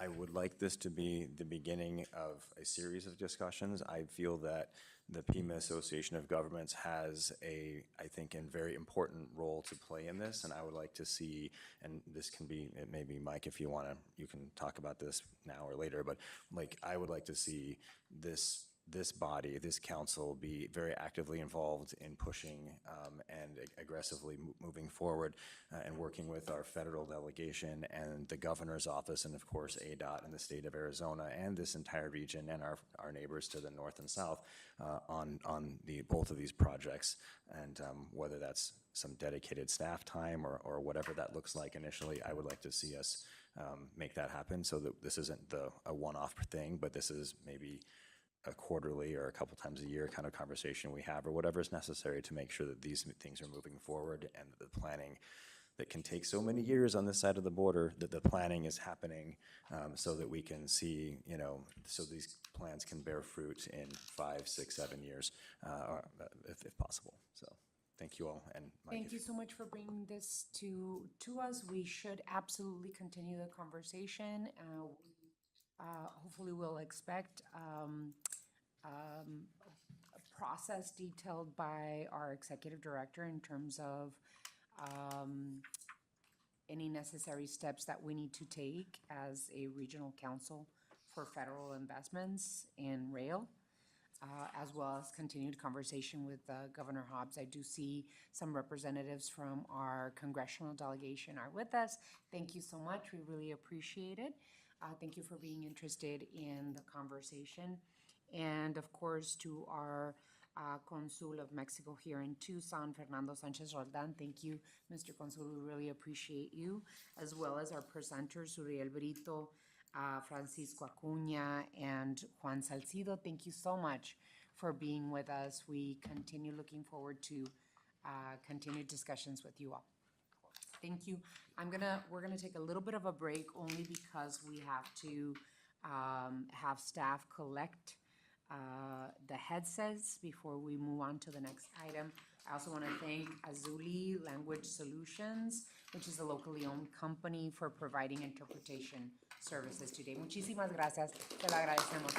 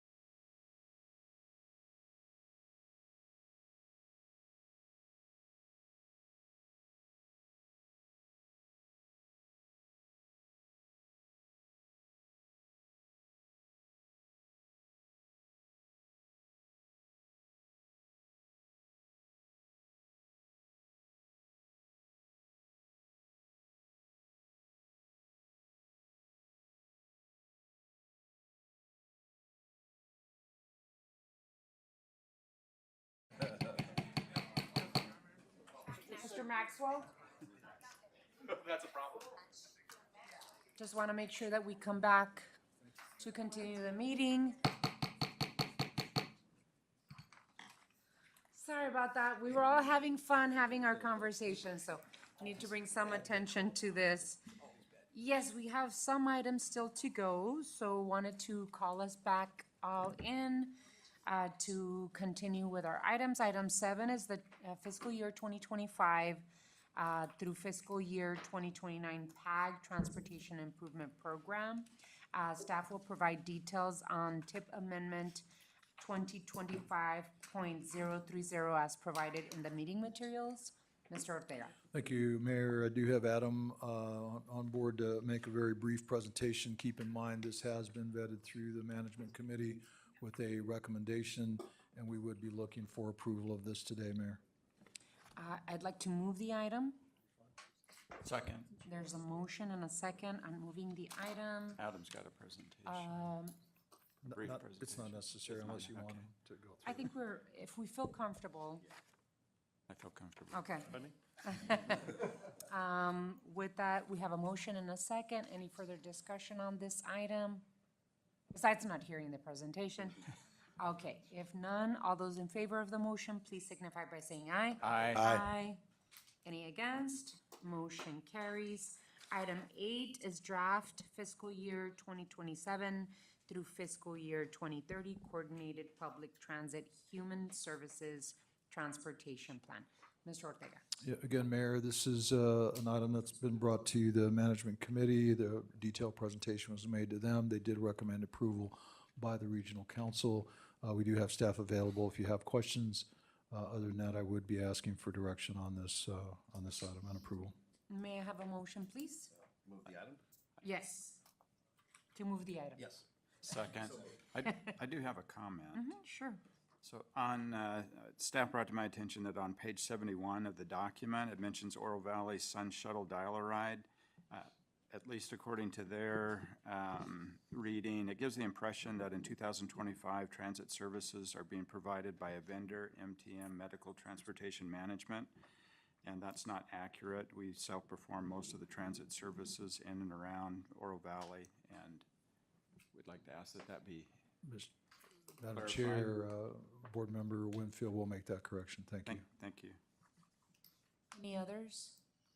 I think I would say the only question that I have is how much total 5310 funds come to our region? Madam Chair, let me ask Parliamentarian. Janine, do you have that information handy? I do. Approximately 1.2 to 1.4 million annually. Thank you. Helps hit the button and turn the mic on, doesn't it? I apologize for that, Madam Chair. $1.2 to $1.4 million a year, roughly, is what comes into the region through preliminary awards. And is it based on need, or how are those decisions made in terms of the 5310 funds that come in? Sure, that's a great question. ADOT serves as the direct recipient of FTA Section 5310 funds. PAG is part of the review process for all applications for that funding in the region. We provide recommendations to ADOT, and ADOT makes the final determinations and then sends out preliminary award letters. Is it based on like population, or is it based on need? How is it, what's the determining factors for the amount that we receive in 5310? That's a good question, Madam Chair. So with regard to the amount of money that comes into the state, the federal allocations, those are determined at a higher level. And then ADOT announces through the NOFA, the Notice of Funding Availability, on what are the amounts available to the different regions across the state, both for rural and urbanized areas. And then with regard to the actual subrecipient, the way that determinations are made by ADOT as the direct recipient of the funds, there is a rubric that is used, and applications are scored on a variety of different criteria, and it's relative to the project that they're applying for. And there's different types of projects. Some are capital projects, which an example would be for a vehicle, or a non-traditional capital project would be preventive maintenance to keep the vehicle on the road. There's also operating funds and a long list of other types of projects. But regardless of the project type, a rubric is used, and that rubric is defined by ADOT. Yeah, no, they're worthy nonprofit organizations that are providing really important services to our region. I'm just curious about how, the state decides how to put the funds out within the state. Madam Chair, I know that those decisions are made at ADOT. We can try to find out how they allocate those and use, whatever metrics they use, and we can report back to you. That would Happy be to do wonderful. Happy Thank to do you that. so much. Any other questions? Alrighty, so there's a motion and a second on the floor. All those in favor, please signify by saying aye. Aye. Aye. Any against? Motion carries. We move on to item 9. Thank you, Madam Chair and members of the Regional Council. Thank you so much. Really appreciate it. Item 9 is the Pima Association of Governments PAG role in providing planning support for transportation safety improvements region-wide.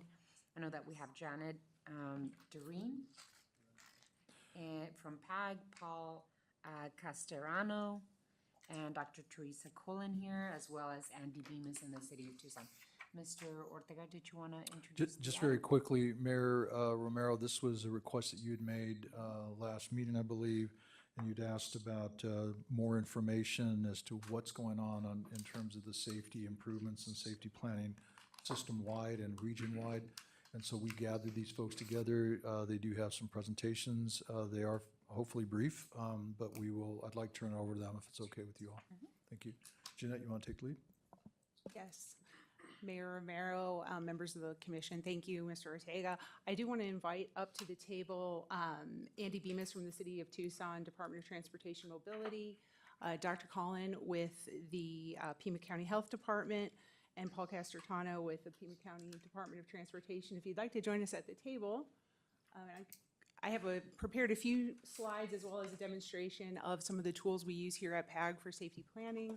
I'm going to allow them to get to the table as we get our presentation rolling. Okay.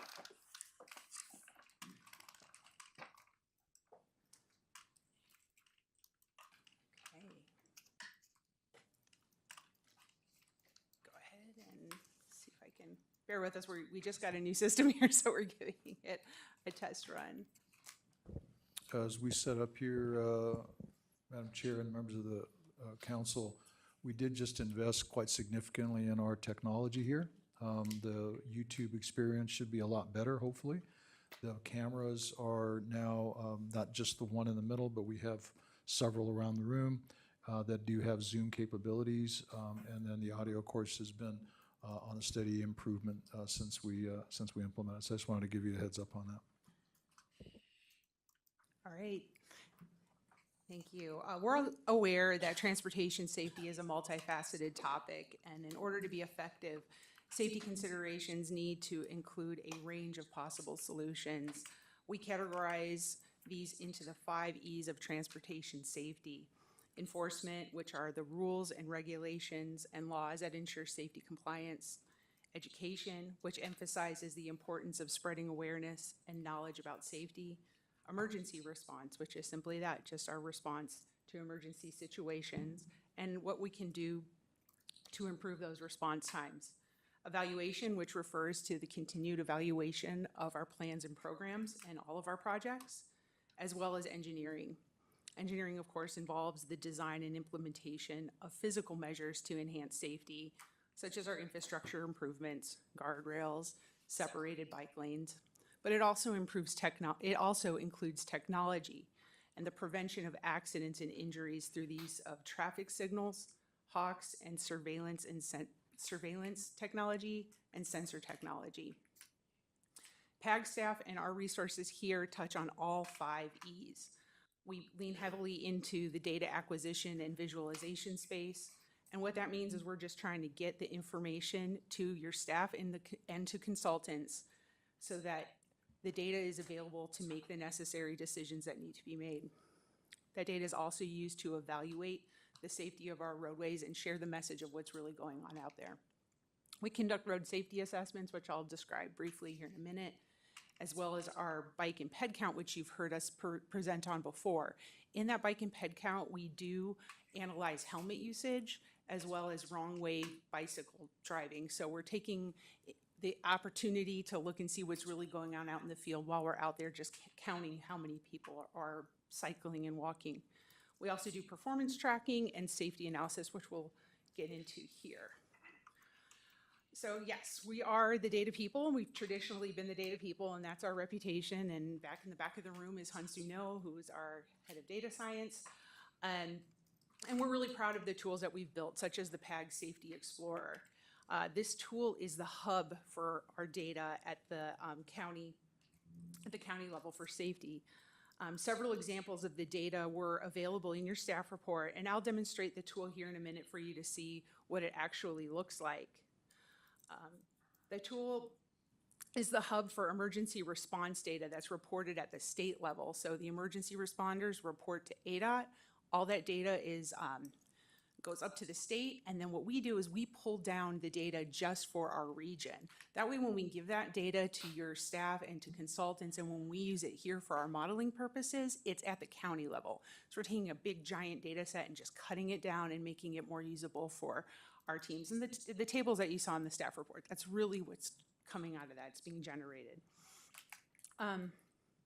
I'll dive right into RSAs, and we use that data for our RSA program. RSA program is one of the most well-known and highly regarded programs here at PAG. Gabe Thumb, who's not with us here today because he's out in the field doing this good work, is our in-house safety expert.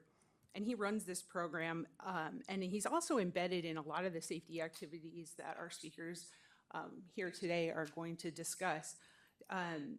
This program has been here at PAG since 2011, and we've done 75 RSAs, which are funded through HSIP funds.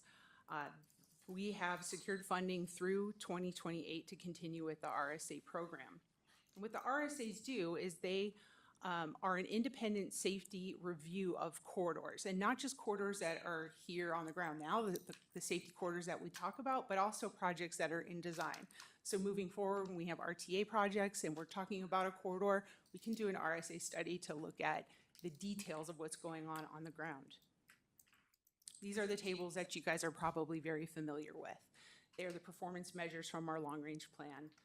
Since you guys saw our long-range plan last year, these have been updated to include the 2024 data, and we'll be updating them again to include the 2025 data. So this comes from that big data set at ADOT, with all of the numbers of our injuries and fatalities, and we condense that down to what's just happening here in the region. I've only included fatalities on this slide simply to show what we already know, and that's unfortunately that we're trending in the wrong direction. These charts show 10 years of increasing fatalities in all three categories of automobile fatalities, pedestrian fatalities, and bicycle fatalities.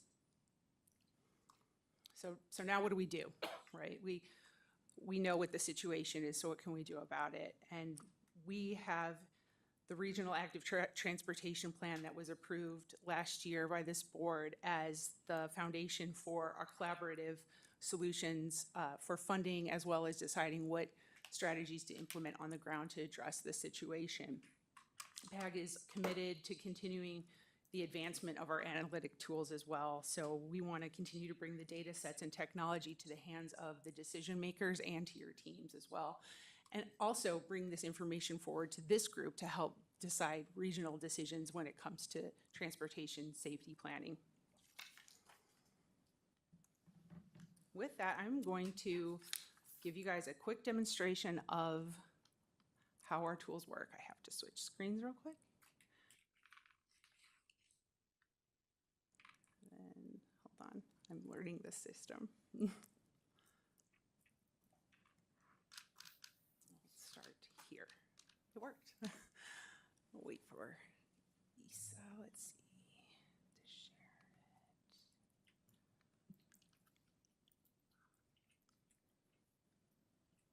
Share. There it is. It's kind of hard to see at this view, but you can see the tables that come out of the Safety Explorer in your staff report. On the left is a map view of the data that we have, as well on the right, you're going to see the the data tables that correlate with that. On the left of the screen, I can't touch my screen, otherwise it'll jump around, but we have the ability to search as well as a legend that, there it is, it shows all the data layers that are mappable through this tool.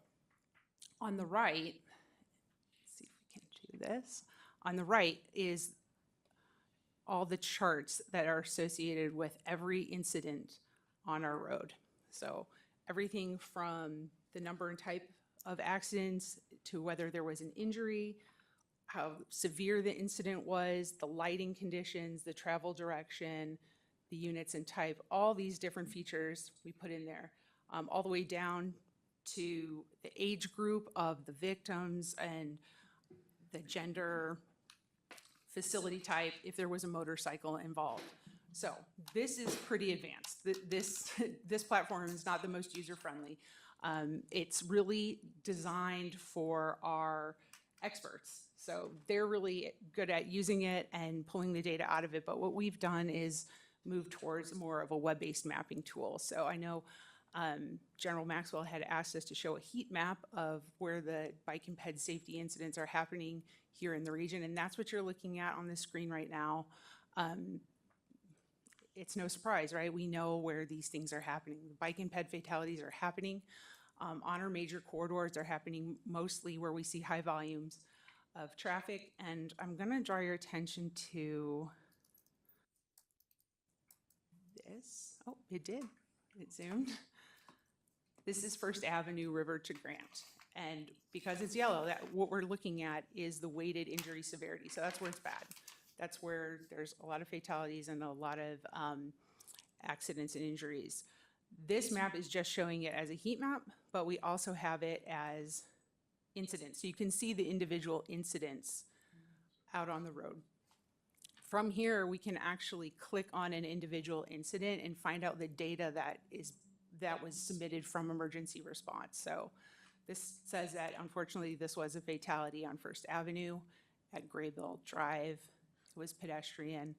It was dark outside, and it was on a Saturday on a clear day. So we have that level of detail which helps support the analysis.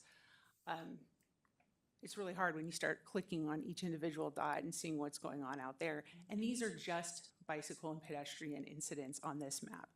We also have automobile-only accidents, which we can share with you at a different time, but I know you guys have seen this information before from your teams as well.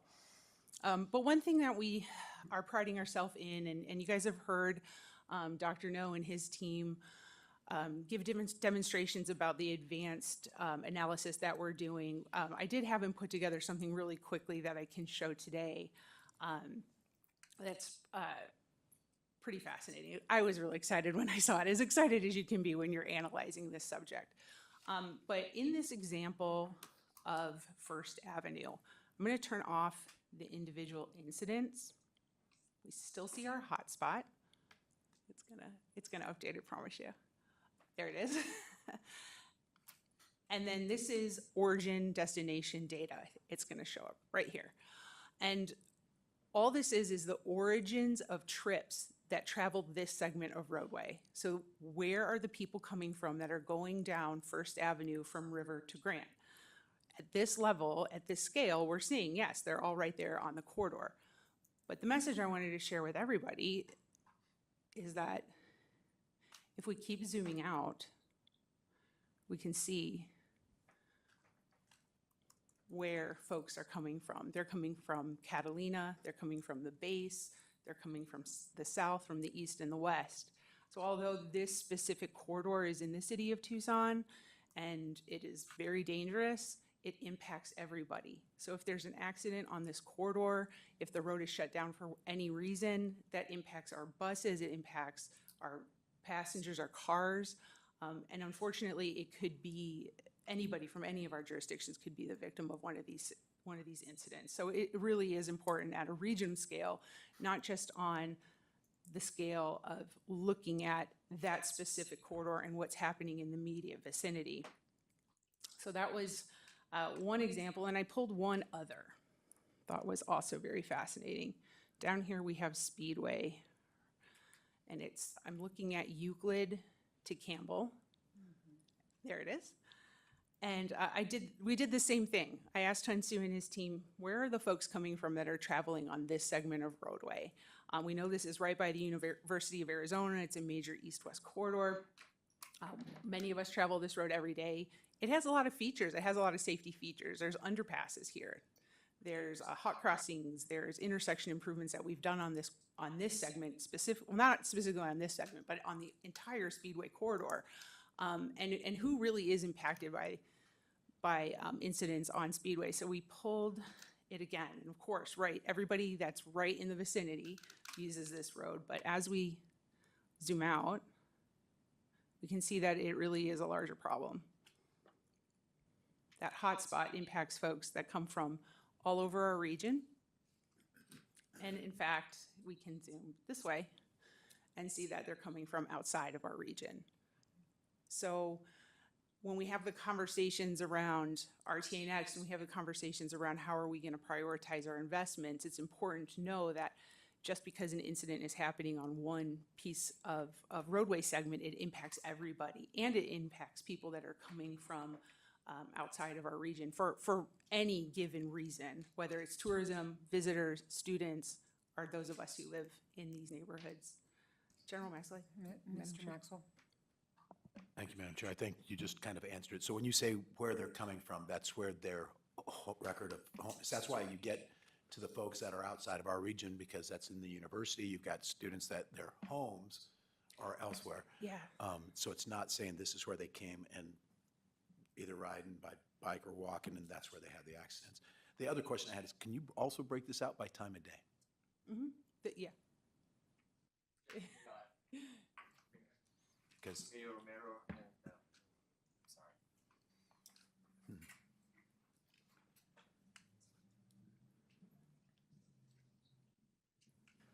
we are currently using the data and our map base year 2024, which is actually just breaking down to the time of day, AM peak and the PM peak, and the midday and nighttime. So those 4 time of days available. Okay, thank you. That'd be great. I think that'd be another thing of interest, because we have a lot of conversation about when are these accidents happening, and I think that's important. Thank you, Madam Chair. Madam Chair, one of the things is, as you're listening to these presentations today, it was great. It was very timely to ask about safety, because what is going before the voters, the $2.67 billion, in essence, is about safety. And I think what this does is it translates how a project that is in one jurisdiction actually has impact to the region. And although we had to draw the lines, right, on what the boundaries were, when you really look at it this way and you start to analyze from particularly a safety standpoint, the magnitude and value of that regional investment. So we'll talk, I'll make some closing remarks at the end, but I wanted to just kind of frame that for you to be thinking as we're going through this discussion. Well, and I Thank think you. that's why one of the reasons that I decided to bring this item here is because I know that the city of Tucson and the Mayor and Council are working really hard on safety issues, and including infrastructure for bike and pedestrian safety. But I think it's a region-wide issue.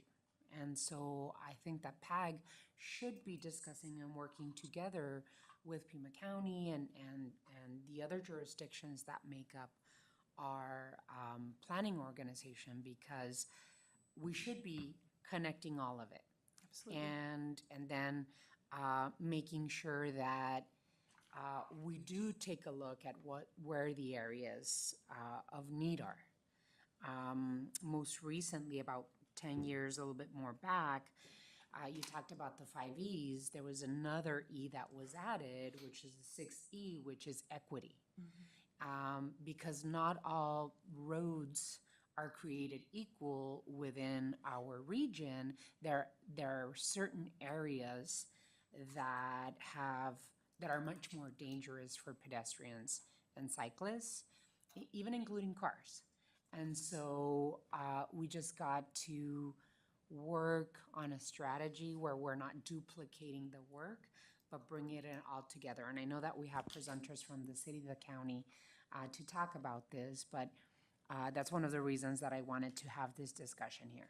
Yeah, Madam Chair, that's a very valid reason. And interestingly enough, we also, this data is number of trips that land on a segment. This is coming from some of those data collection efforts that you guys funded, and which we're really grateful for. But we also can add speed on top of this. And we're actually getting that speed data from crowdsourced data. So we're purchasing data that's surveillance. So it's coming right off your cell phones and right out of your cars.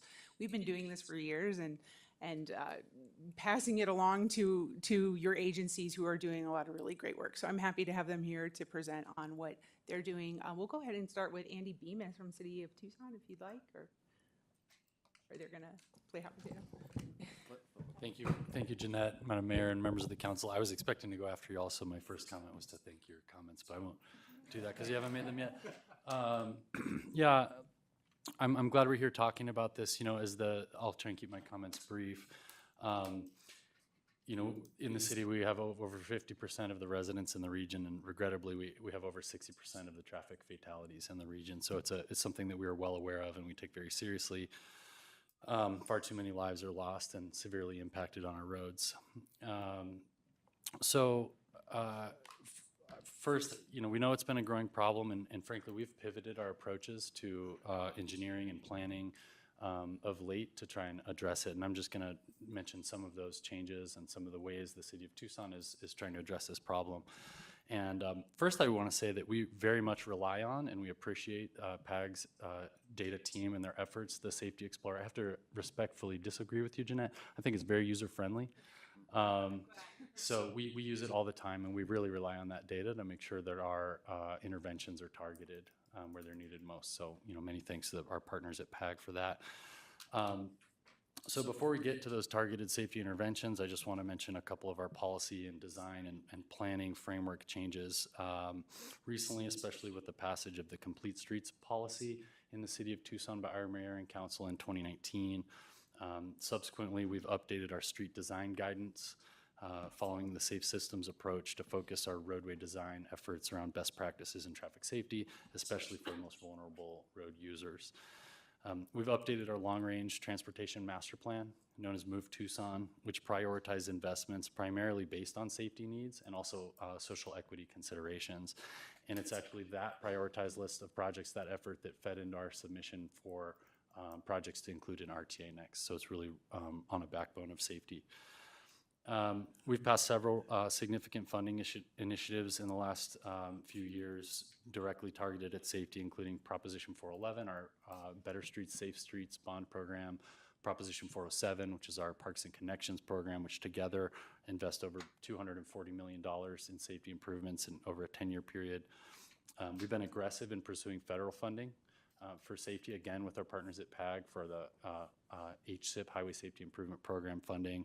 I think we have over $30 million from that source going to safety improvements in the city. But really, as Mr. Ortega mentioned, all of our capital projects are aimed at improving roadway safety. So even a simple roadway repaving project that offers us the opportunity to narrow travel lanes, to control vehicle speeds, an opportunity to enhance facilities for people walking and people biking. And beyond the big capital projects, which I should mention, I think in the tip right now, so in a 5-year period, we have about an $850 million investment in capital projects that we hope will have an impact to reverse some of the negative trends we've been seeing. $550 million of that, you know, is in collaboration with the RTA. But aside from major capital projects, much of the meaningful safety work we do is in our day-to-day operations. So things like converting permissive left turns to flashing yellow operation or protected left turn only, converting and rolling out our signals to adaptive signal control technologies on major corridors, which has had a dramatic, it's over 60% reduction in red light running incidences on corridors where we've installed that technology, installing speed feedback signs, and conducting annual speed limit evaluations and reducing speeds on our target corridors throughout the city. So we are hopeful that in the coming years, these investments will start reversing these unfortunate trends. But we also know that engineering solutions alone won't solve the problem. We can't forget about the need for enforcement, the need for education. And I will finish with one example because I want to try and find some point of optimism in an otherwise pretty gruesome topic, which is a project we did in 2020 on South 12th Avenue from Drexel to Irvington, where we reduced the lanes and we reconfigured the lanes. We partnered with the U of A Center for Applied Transportation Sciences to conduct a 3-year post-project evaluation. And we found that we reduced overall crashes on the corridor by 44%. We reduced pedestrian-related crashes by 85%, bicycle crashes by 100%, and fatal crashes by 100%. So in the time since the project, there have been 0 fatalities on South 12th Avenue between Drexel and Irvington. So while we do have a big problem in the region, especially on big corridors, we know that when we make intentional safety targeted investments in a particular area, we do have tools that can work. So I'll leave my comments there and welcome the comments from Pima County. Before you move on, Mr. Beamer, that was 12th Avenue that you mentioned, correct? Yes, ma'am. Okay. Supervisor Hines. Thank you, Chair. What would you attribute specific to the improvements? What do you believe, or what does your team believe is responsible for that, I would say, remarkable reduction in accidents and especially in fatalities specific to the improvements on South 12th that you mentioned, or 12, yeah. Yeah, I'll speak to that, and at a high level, and maybe anecdotally, I'd be cautious to draw too many conclusions without specific data. But on that corridor, we went from a 5-lane cross-section, so 2 lanes of traffic in each direction with a center left turn lane, to a 3-lane cross-section, so 1 lane of traffic in each direction and a center left turn lane. So that limits what is known as a multiple threat scenario, where when you have multiple lanes in one direction, for a pedestrian crossing the street, sometimes the car in the curb lane will stop, and they block the visibility of the car in the second lane, and that's one of the primary leading causes of pedestrian fatalities. And so I think that has a lot to do with it. We also narrowed lanes from, they used to be a 12 feet or more, and now we come to a 10-foot travel lane, which we observed both on this corridor and just studies nationally that really helps control vehicle speeds. As a speaker mentioned earlier, speed, whether someone's speeding over the speed limit or not, speed is an implication in every traffic fatality, because we know people are more likely to survive if the driver is going slower. And so there are other smaller changes with signing and striping and things we did on the corridor that I think contributed to those results. Thank you. And can I ask a follow-up of Jeanette real quickly? Thanks so much. In all of the data that you presented, were you able to draw, were there commonalities, where these things were happening and where they weren't happening in terms of the incidents that you've been mapping for us? Chair and Dr. Hines.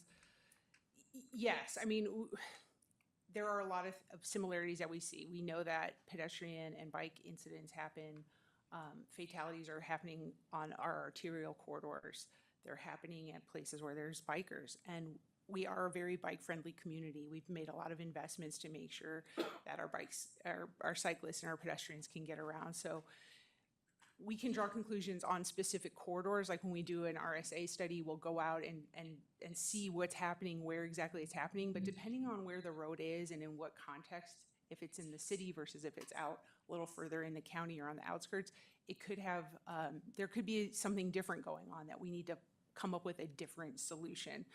In the RATP plan, we did provide a toolbox, and in that toolbox, it was recommending context-appropriate solutions. So depending on where we were seeing a situation where there was a problem, we would recommend a different solution based on, many different factors such as speed, roadway width, who is there, all those different things were factored in. So that's that E where we talk about enforcement is one component, but evaluation is where that RATP plan focused. Thank you. And I would just remind everyone that the data we just saw was from 2020 to 25, is that right? One of those dots is Chuck Huckleberry, right? We almost lost the county administrator at the time, who was, I believe, standing with a bike. I can't remember exactly what the situation was, but it's important to sometimes, the charts but it's people. And with respect, I think it's very difficult to look at the graphs we saw in the beginning with that incredibly awful upward trend in fatalities and casualties and these interactions, these accidents. It's hard to really that doesn't quite go with, yes, we I think want to be, we aspire to be a very bike-friendly community, but we keep running them over. So like and these horrible, these graphs really indicate that we can do better. And one of the best ways to do that is to make sure there's as much of a physical separation between bikes / pedestrians and other traffic of any kind. I'm not lecturing you specifically, I'm just like, so, but you're sitting across from me, so, okay, but yeah, I think it's important to definitely put sometimes when you can put a name and a face on things, Chuck Huckleberry will never be the same, and we're lucky he's not dead. So, but yeah, thank you. Madam Chair and Commissioner Hines, you're right. Chuck was one, and as well as many children that are out there that have gotten injured, and we've had a few already this year. One of the things that our web map shows, and I won't share my screen again, but I'm happy to share it with you, is I did throw the 5-lane cross-section on the map as well, and you'll see a lot of those yellow hotspots right where that 5-lane cross-section comes through. And I know the county and the city both have been aggressive at putting in medians and hardscapes to get rid of that 5-lane cross-section, because in a lot of applications, it is quite dangerous, so. Sure, thank you. With that, I'd go ahead and pass it back. Great discussion already, thank you so much. Thank you, Jeanette, and thank you, Andy. The city's doing a lot of great work. It's great to see the PAG Safety Explorer and PAG really get back into the game of safety. So good afternoon, thanks for having us today. I'm pleased to be here with our partner from the Health Department, Dr. Cullen, who you'll hear from shortly. I'm Paul Casertano.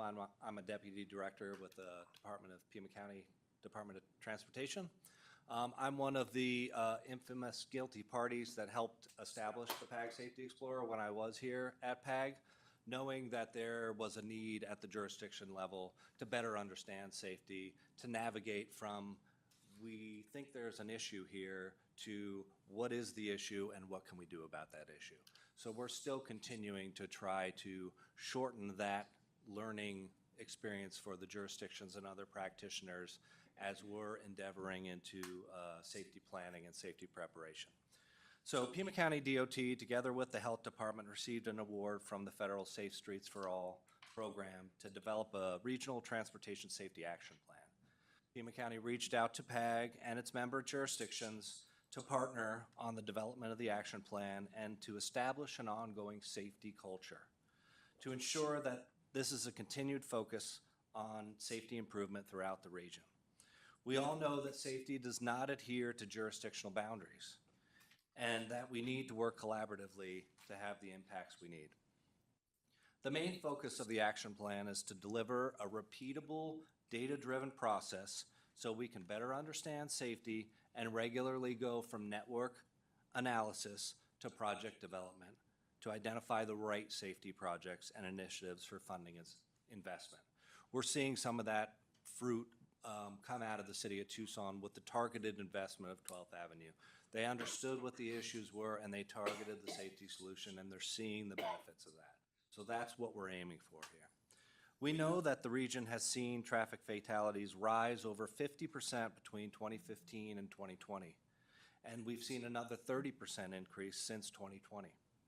We also know that up to 42% of all traffic fatalities in the region are include between 2020 and 2024 are bicycle and pedestrian fatalities. That's a vast overrepresentation of that user group that is dying on the roadways.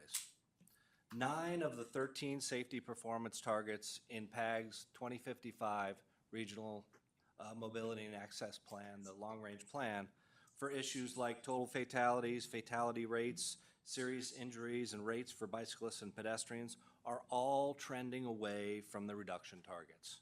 We're headed in the wrong direction when it comes to transportation safety performance. The safety action plan that we're developing is being developed using the evidence-based safe system approach that Andy had mentioned to reduce the incidence of traffic fatalities. This includes the following principles. Roadway injuries are unacceptable. Humans make mistakes and are vulnerable. Safety is a shared responsibility and must be proactive. And redundancy is crucial. A comprehensive multidisciplinary approach to transportation safety requires us to use all the E's at our disposal. Expanded partnerships and shared commitment will help us go beyond engineering safer infrastructure so that we can educate motorists, pedestrians, and cyclists, enforce traffic laws to discourage dangerous behaviors, encourage the public to join us in taking responsibility for meeting safety targets, and evaluate our shared progress. We're learning from our partnership with the health department that initial rates of drug and alcohol use in traffic fatalities may in fact be double what we thought they were because of the information that's coming out of the medical examiner's office. We see on the front end the crash report that attributes drug and alcohol use known at the time, and it's in the range of 20 to 25%. What we're seeing on the back end is far greater than that. So we need to make sure that we're solving for the right problems here and better understand safety. Our partnerships are going to help us do that. We're well underway with the development of the Safety Action Plan and anticipate completion in spring of 2027. We've conducted public education feedback, which we concluded on October 31st. The feedback included both survey responses and mapped areas of safety concern from the public, because the data is very helpful, but we also need to understand the user experience of where people feel unsafe. Where do they just have concern for travel, so that we can look at through both of those lenses to target our safety solutions. The summary report is expected to be completed at the end of February. We've worked in close partnership with our partner jurisdictions and the health department to evaluate and select a safety analysis platform for use by all regional stakeholders and develop projects and initiatives that directly address safety performance data and needs. After thorough evaluation by the team, we looked at off-the-shelf products, we looked at all sorts of analysis tools, and we selected the PAG Safety Explorer. We did that because it is custom developed for users like Andy and his team and our jurisdictional staff and other stakeholders. We're now in discussions to see if we can expand that to use by law enforcement and health department to get better perspective on safety overall. We're updating the safety performance functions that were developed by PAG that help us understand how different types of intersections and different types of roadways perform in relation to their peer facilities. And it helps us identify where we see crashes in excess of the expectation of that type of facility. That's really helpful as we can understand that there's smoke there. We know that there's smoke, and we need to understand the contributing causes of why are we seeing those excess crashes, what types of crashes, and what can we do about it. That's where the Safety Explorer tool and that dialogue is really going to help us. We've held safety benchmarking workshops with the jurisdictional partners to assess and strengthen the integration of safe system elements within our agency processes, and we'll be holding a visioning and goals workshop with our partners in the next month or so as the next step. The visioning and goals workshop will really allow us to solidify a shared regional commitment to identify an ultimate vision for transportation safety and establish aspirational goals and targets for reducing crashes and injuries and eliminating roadway fatalities. These steps will be essential for us to set a path to safety improvement and continuously evaluate progress through a transportation safety dashboard, which will be developed as part of this project in consultation with the health department and our other partners. Safety will require continuous attention, and we're committed to identifying the solutions that will reverse some of the concerning trends we have in the region. We will need to rely on one another to make the necessary progress and establish the right solutions. We're pleased to share that we've received an additional SS4A Demonstration Initiative grant in partnership with the City of Tucson and the Health Department to expand safe routes to school efforts throughout the region, demonstrate the safety impacts of open street events like Ciclovia, and roll out a public transportation safety education program with the Health Department. On that note, we cannot emphasize enough the value that partners like the Health Department and the City of Tucson bring to transportation safety. This is an issue that affects all of us and is impacting the lives and health of our citizens. Here to provide some perspective on the role of the Health Department is the Health Department Director, Dr. Teresa Cullen. I'll leave it to you. Thank you. Hi, good afternoon. If I have slides, do I need to be up there, or can somebody, if I say next slide, we can go? That will work? Ah, awesome. Thank you. So thank you so much for having me. I also really want to honor all the work you are all doing, the work that the city's done, the other jurisdictions, and the work that the Department of Transportation has done. I want to talk a little bit about why public health got involved about 24 months ago. We were approached by the Center for Disease Control, who said, look, there's a part of transportation safety that relies on public health. The foundations of public health are assessment, assurance, and policy. And our sweet spot is really knowing what's going on in the community, working with the community and the individuals to determine why they are taking certain actions, looking for guidance from them to help inform us, and also for behavior change. And that's really what I want to talk about today, what the health department brings to this. We also bring an epidemiological approach. You guys are aware of us, mostly because of communicable diseases. But that epidemiological approach enables us to look in a situation and look at the data perhaps a little differently than transportation or a safety person would do. So we can go to the next slide. So why is roadway safety a public health priority? Hopefully most of you know that the county conducts a community health needs assessment called a CHNA every 3 years. This current CHNA was conducted in 24, evaluated and released in 25. This is the very first time roadway safety has come. This is from the community. We had over 4,500 surveys based on community surveys, also based on interviews. So what this means is this community, which is the county, not just the city, believes this is important. From the CHNA, we then do a community health improvement plan called the CHIP. We had our CHIP kickoff last week. We had over 70 members from the community there, not just healthcare, businesses, education, law enforcement, first responders. We will be working with them over the next 3 years to address what we see and what they are telling us is needed to address this tragic situation. Next slide.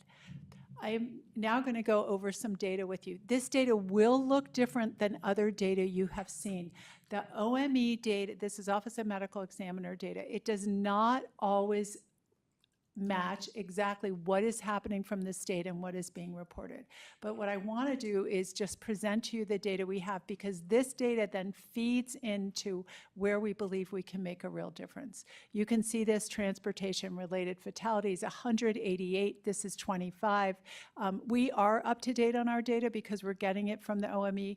One of the reasons for that difference is not all cases go to the Office of the Medical Examiner. So if a case doesn't go to the Office of the Medical Examiner, we are not including that data in here. So even though the data is not final, I'm not clear this downward trend is going to continue, but we do see it there.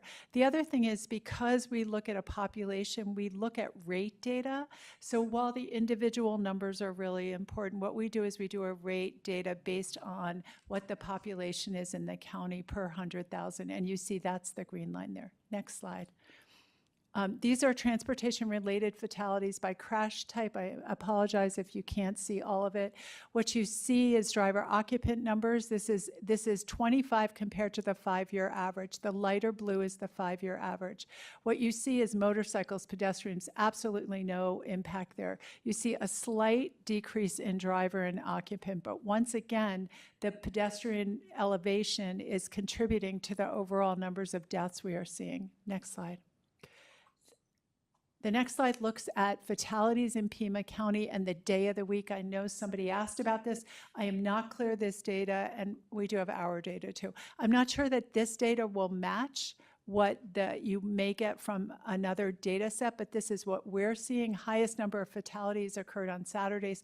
That's probably related to number of miles being driven and where they're being driven, but we don't have that data, so we haven't wrapped it in that. That would be the next step for us to look at what are the other factors that are contributing to Saturday. Next slide. And remember, this is aggregate data.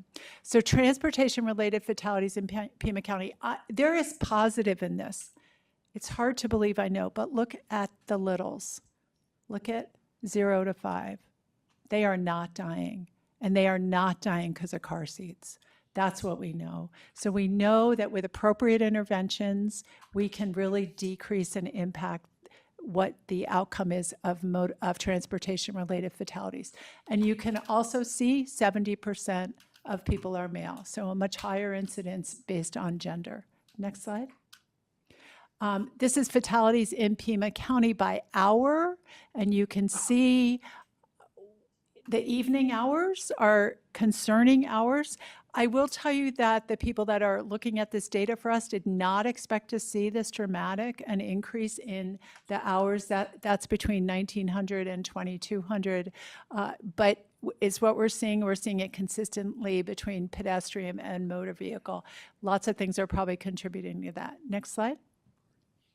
So fatalities remain unacceptably high. Time periods combined with several other high-risk factors. Low light conditions, higher prevalence of intoxication. I will say our numbers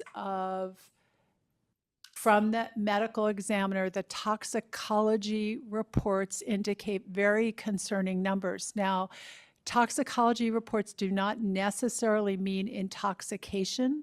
So a toxicology report could be positive if you have marijuana. It could be positive if you are, for instance, on Adderall, which is a treatment for ADHD. So we have to delve more into that. However, I will share the statistic because we have shared it. Up to 70% of pedestrian deaths seem to have a positive tox report. Once again, do not interpret that any intoxication caused or was associated or what was causal in that death, but these numbers, and I think Paul is aware of these numbers, they're much higher than any of us anticipated we would have. I also want to be clear that we have never looked at this data before to this extent. Because of our involvement with the Department of Transportation, Safe Streets for All, and the inclusion of public health in this, we are now looking at the data with a totally different perspective than I think DOT has done, and a new perspective for us, because until very recently, in the last 12 months, this is sad, we were not paying attention to transportation deaths. So speed, visibility, impaired road use, those are the things that are coming up that we believe are contributing. Next slide. So the next slide just talks a little bit about why I am saying those three things. So we are participating on the Transportation Safety Action Plan.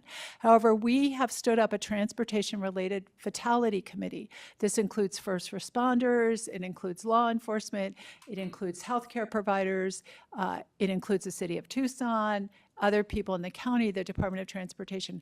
We routinely run fatality review committees. We have been running these for 8 years. We are considered a model fatality review committee in the United States. However, we have never done a transportation-related fatality review committee. This committee has met once. The goal is to review fatalities that are coming to us from OME in near real time. And the reason why we have these committees for the other things we do, overdose, suicide, homicide, maternal mortality, infant mortality, is so that we can figure out what are the levers that can be pressed to impact what we are seeing. So this committee has only went once. They are going to meet quarterly. I believe we will have much more information to share with you. However, those three comments I made on the previous slide came from their very first meeting. They saw that consistently. The way these look at, they're structured with a rubric that helps the individuals on the committee look at a case. The individuals on the committee have a dialogue and then make a decision. So this is not just one person's eyes on the data. It is a multiple jurisdiction, multiple dimension analysis of what is happening. For us, we also did release a motor vehicle fatality health alert for the very first time. You may be aware we do health alerts. They're usually not related to non-communicable disease, though we have done them for overdose and homicide. In this case, we did it because you will recall October had the highest monthly fatality rate we had seen in 3 years. We were very concerned about this. Goes out through what we call a health alert network. It goes to the hospitals, it goes to anyone involved in safety. It's the way we can say, if you're not paying attention, pay attention. there's a real problem here and we need to move it along. And finally, our goal is really to deliver education programs. The one thing I will tell you is, I don't know why people speed. I know why I speed sometimes, but one of the roles of public health is to do what we call human-centered design. It's to really talk with the individuals who admit to doing X and Y behavior so we can get a sense of why they do it. But the more important part is, what would you need to change your behavior? That's where public health comes in. So while I applaud the goal of making the roadways as safe as we can and all that work you did, what you said there, all the work you have done, at the end of the day, there is an individual human component to that. That is the component that we are hoping from the health department we will be able to identify closer, give you all that information to help you guys inform the decisions of what we're doing for safety. And I think that's my last slide. Thank you very much. Thank you, Dr. Cullen. Thank you so much. Really appreciate the presentations. I want to make sure that we are not duplicating services and that the Pima Association of Governments as a group continues digging into the solutions that we need to find to bring down those crashes and fatalities that are happening throughout our streets. Yes, there's engineering, there's also education. And how do we do it in partnership to make sure that this issue is addressed at a regional level versus City of Tucson alone, right? Or Pima County just doing it on their own. And so that we can find long-term solutions to deal with this public health crisis that's happening in our community. We're also a community that values our dark skies ordinance, you know, so how do we compete in terms of safety and dark skies and the research that's happening at the University of Arizona and within our region in astrology. So lots of information that is already there, lots of work that Pima County, City of Tucson, Pima County Health Department are doing. So what's next in terms of our communication and the work that we have to continue doing on this? Thank you, Madam Chair. I would like to go back to some of the data points, some of the pieces that you saw today. As Dr. Cullen mentioned, some of that's new in terms of their engagement and involvement in the last, 18 months or 24 months. But the safety data, the pieces that PAG has been involved and engaged in has been around for a long time, up to and including helping to form and inform Move Tucson, which is the big master plan for the city of Tucson, helping with the RTA Next plan, and then trying to figure out how best to deploy the resources and deploy that investment. And one of the things that you can consider as you're going through and you're mulling this over, the RTA Next plan, as an example, is a very diverse plan. And so the needs, as you saw from the heat maps, are different in different parts of the region. And so the urban core component, you saw terms like modernization, right? What does that mean? And so when you start looking at those kinds of investments in the urban core, they're different than in the suburban areas. And so as we start looking at this, clearly that is an opportunity, as we'll call it a next step, no pun intended there, for us to look at what that implementation looks like. And we would obviously look at that after March, but clearly you can see the value and the importance of that safety. But I would leave you with, again, a summary is that $2.67 billion that you all have designated is in fact a safety improvement across the entire region. But we'll keep this on the radar, Madam Chair, and as time goes on, we will come back to this and not only update, but also expand some of the conversation to include other corridors and other conversations around the region. Thank you, Madam Chair. I would like Mr. Ortega to make sure that we, whatever committee within PAG or RTA deals with this particular element, safety, pedestrian, bicycle, whatever element or committee deals with this element, that they work on this so that we can all have the benefit of all of the information that's being put together by Pima County Transportation Department and Pima County Public Health, so that we can bring it to the regional council. I don't know, once a quarter or every other month, whenever is necessary to bring it to us, so that it informs the type of investments that we have to make. Because I know that we receive federal funds for this type of work. Alrighty. What's around the amount that we receive from the federal government that's coming to our region? Madam Chair, I'm looking at Jamie because. Well, it's. HSIP alone. Madam Chair, the HSIP that Jeanette referenced earlier, that's our primary funding source that addresses this, not the sole one, but that equates to about 15 to 20 million on a, I think it's biannual cycle. Okay. So we're Every actively 2 competing years. with that. Pardon me? Every 2 years? Every 2 years, correct. Madam Chair, if I can add to that, we recently allocated CRP funds that were left over towards these types of projects as well. So it just depends on where we are with federal funding.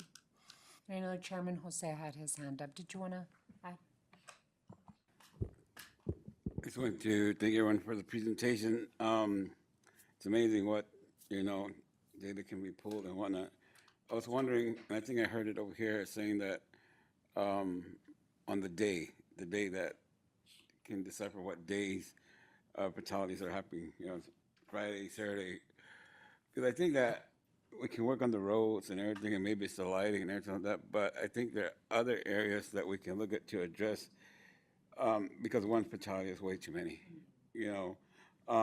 Is it the business around the area? Is it, rush hour? Is it all? You guys do this all the time, but I'm just wondering what other contributing factors could be to those hot spots that are having the fatalities. And maybe it's something that may not be just the road. It may not be. Maybe you have to, and I know our law enforcement are stretched far and thin, but maybe they need to do an operations where they need to just focus on that area for visibility, so slow down and things like that. Crosswalks, people are getting hit crossing the road because there's no crosswalks, and high traffic. So, there's just so many things outside of that I think we need to work on. When we talk about this and we think, oh, it's the roads. Yeah, the roads are probably a part of it, but there's so many other things that we can do to address it that may not mean a whole redesign of the road or whatever, but just other tools that we could use to hopefully decrease the fatalities out there. That's all I want to say. Thank you. Mr. Maxwell. Thank you, Madam Chair, and thank you for the presentations. Each one of them had its own uniqueness that caught my attention. 70% on the tox test positive on that's just scary, and whether it's the driver or the person crossing. But a couple things that I didn't hear on the data, and I'm sure we've probably got it, of the pedestrian deaths, which is what scares me the most about everything we've got up there. Do we know how many occurred in either because I've heard people be critical even of Hawks, and I'm going, no, people are in Hawks. I think those are safe. I've been on First Avenue when I literally had a car next to me go 50 miles an hour, and the pedestrian that was crossing in a crosswalk was at my left light. That scared the heck out of that person, scared the heck out of me. But do we have the data for how many of those pedestrian deaths occur in an actual crosswalk versus outside of it? Madam Chair, yes, we have that data. Roughly? Oh, off the top of my head. Or if you want to save and get it better information, I think it's important for us to understand if they are occurring outside. The comment, Andrew, that you made about, I was that person in that right-hand lane, and this person didn't stop. And so sometimes I get frustrated when people do stop when it's not in a position you're going to expect somebody to cross, because that's where the danger begins, and that's something we could educate people on. So that was one. And then other one that I've been hearing a lot through this RTA conversation right now is, are these deaths occurring on roads that have been recently addressed, such as RTA projects from the first one, which every RTA project has bike, ped, safety initiatives in it, as well as drainage. We forget that too. So, I mean, there's a lot more to it. People see the safety category and they go, oh, it's only 257 million. No, it's closer to 2.67 billion as the executive director. But do we have any data that shows the quality of the road, or the update, the modernization of the road for when we're having more or fewer accidents? I think Jeanette kind of demonstrated that we can look through that lens as well. She demonstrated that we can bring speed data and origin destination data. We can also bring, the cross-section elements of what types of facilities we're looking at and when there was reconstruction. We haven't really done that analysis. I can tell you that it's a mix. We see both. It's a very complicated issue, and there's crashes all over the place. Oh, yeah. Looking at fatalities is one piece, but sometimes a crash and a fatality are simply separated by the health of the occupant or a seatbelt use or things of that nature. So we get I understand a lot's going to complicating go into factors. it. The data, though, you have to take it, and nothing's directly comparable, but it builds the case. It's kind of what we talked about taxation. It builds the case for what's the problem, what's the human issue that we can change, And I looked at some of the biggest hotspots, and one of them's first, and that's one that hasn't been done yet. It's hopefully going to be done soon, and it's going to bring all those improvements. So I was just wondering if there was any data from that, because that's part of the conversation we have. The roads just aren't about building new roads. They're about making them safer, making them better, putting enhancements on there and doing that. So thank you, Madam Chair. Yeah, and with the city of Tucson, we have moved Tucson that really focuses on a complete street, what we call, right? That it's not just, a street is not just for a vehicle, it is for pedestrians and bicyclists as well. And so the commitment that we've made in the city of Tucson and mayor and council is that any RTA projects that we commence and finish in the city will be a complete street. We are following our own Move Tucson priorities as we rebuild as well. And I know there's a comment over there, and then we're gonna have to move. I will just add that, the enhancements to the data platform will allow us to do what Andy showed, which is kind of a before and after analysis of 12th Avenue much more easily. We want that to be a pretty simplified process so that we can look at what are the benefits here and continue to evaluate that. That is a requirement of the HSIP funding, and so we're trying to make that a simpler process that we can regularly look at what kind of infrastructure improvements lead to what kind of safety improvements. And we're certainly at this table looking forward to the advice of what is it that we need to do individually as jurisdictions and together as PAG to stop those deaths from happening in our street. So, looking forward to the continued conversation. Thank you. Alrighty, we're moving on to item 10, expanding voting membership on the PAG Regional Council to include officials of public agencies administering major transportation systems in Pima County. This item was at the request of Supervisor Matt Hines. Supervisor. Thank you. And we talked about this a tiny bit, or just referred to it in December, I think, maybe before. And in doing some research, it looks like that there were some, and you can see from the memo that there were some changes in federal law, I think in 2012, and then set to be implemented by the end of 2014 to ensure that that public agencies represent that run basically a transit system of some kind have a seat at the table. different MPOs do things differently, but I do think we should have a discussion about whether or not we should be looking at, like, I mean, University of Arizona runs CATRAN, the city of, you have SunTran, obviously, and other other agencies or entities that run transportation systems. I would put forward that the Tucson Airport Authority would be an important voice to include in a lot of the conversations we have here. Possibly even someone, I know that the federal government would not allow for a voting member, but someone that can speak to us as we have our discussions from, say, the Air Force Base, as well as the Air National Guard that we have, of course, at TIA. So it just seems to me that we might want to contemplate augmenting the membership, whether that's as voting members or non-voting members. That might be the preference of the entity being discussed, but I thought it would be a good time to have a discussion about this and hear what my colleagues think as well. I guess for me, my question is exactly what the language means and what are the legal requirements or issues that we have to contemplate before we add any other membership.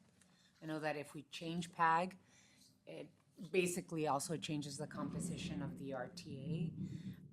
But I mean, I like the idea of having a very clear voice being represented in transit.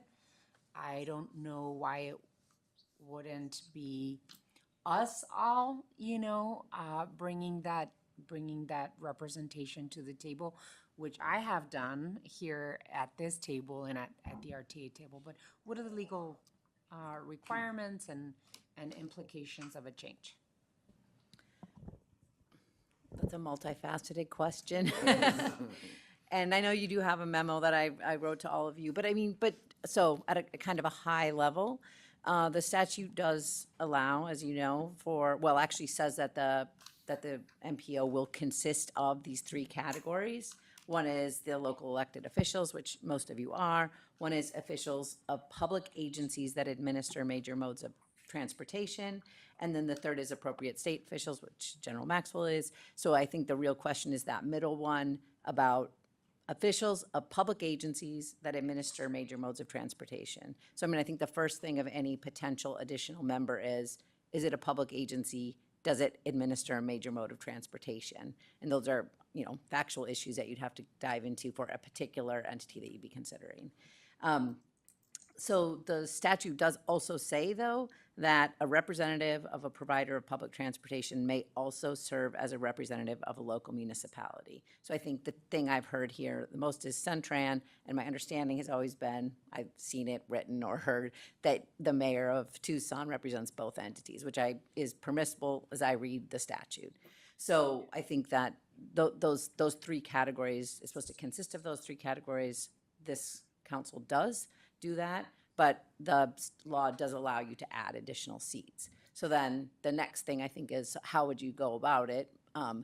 Well, obviously, besides your discussion about what you might want to do and who that might be, but the first thing would be you have to change your bylaws and your articles of incorporation, because both of them identify the people who are the entities that are already represented as the members, but those can be amended by this council, and then you have to consider what do you want to do and how that do. And then I think the third thing you asked was about the RTA, and the statute Arizona statute does say that the RTA board is coextensive with the PAG council. So if you change this council's membership, it will automatically change the RTA's membership.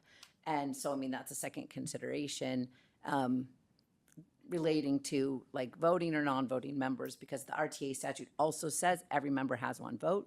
So I just heard this possibility of non-voting members fairly recently, and I haven't had a chance to look at it, but I think that's something to take into consideration. Well, I would love a second vote at this table. No, but in all seriousness, the mayor and council sit as the board of the SunTran system. We hire a manager and operator of of our transit system, which is Suntran and Sunlink. RATP Dev manages and operates, but the mayor and council make the decisions for, for Suntran. So I represent Tucson on this council, and I'm also the chair of the transit board for Suntran. So, like I said, I'd love 2 votes at this table. We also don't have a transit authority like other MPOs have around the country. Transit authority usually has an elected board, and then the chair of that board usually represents at an MPO, at the local regional MPO. So those are my observations, but I'm glad that you brought the discussion to the table. Yeah, Mayor no, Murphy. I have lots of thoughts, but I'll try to synthesize them down on it. I think the voices are very important. I think maybe a structure, whether it be subcommittees or other things, probably would be more beneficial.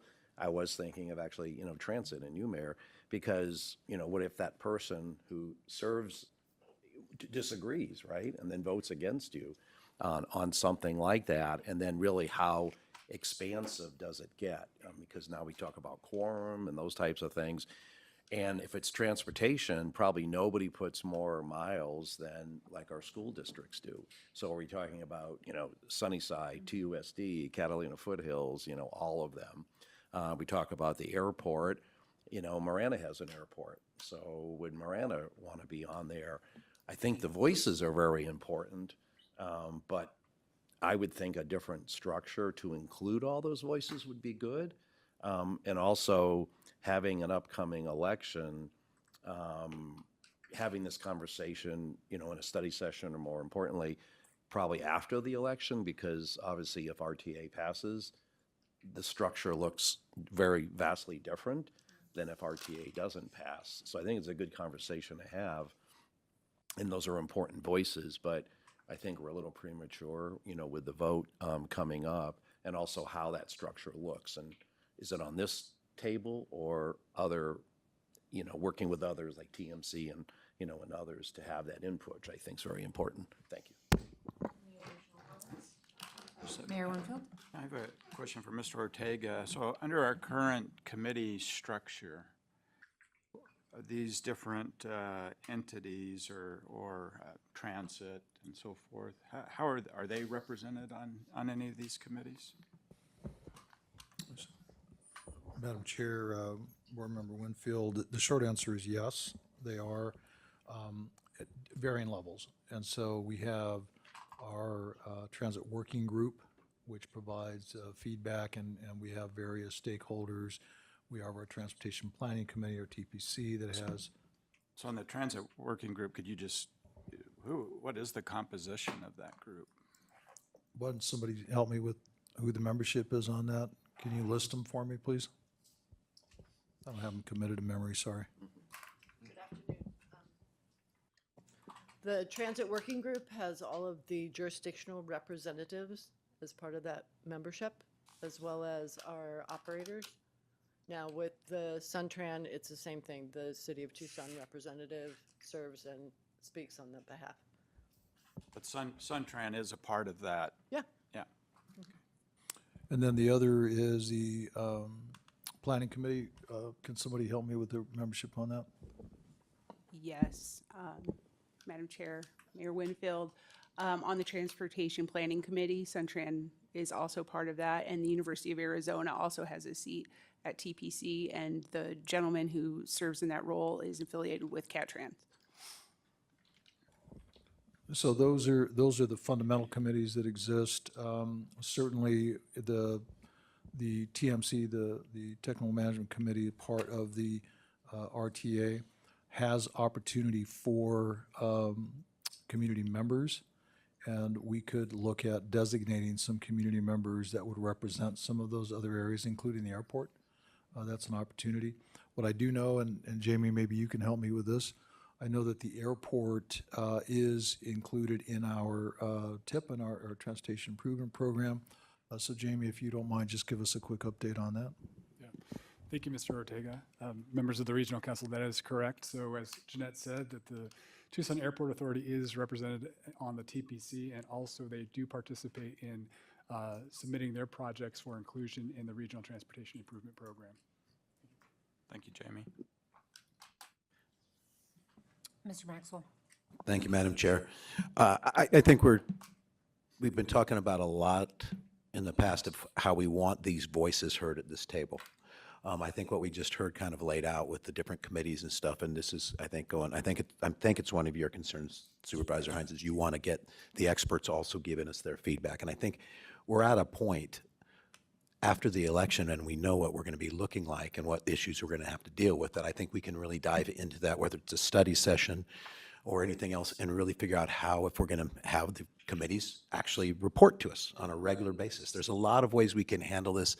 I think right now, trying to make this change, we've got a big event coming up March 10th that will kind of tell us how we're going to look, at least for the next period of time, and what we're going to need support-wise from folks. So this is one of those ones I'd actually, if Supervisor Hines was good with us, table it. Let's bring it back when we've got more information. I think it's worth the conversation, as are some other conversations we've had around this board to ensure that there's proper representation.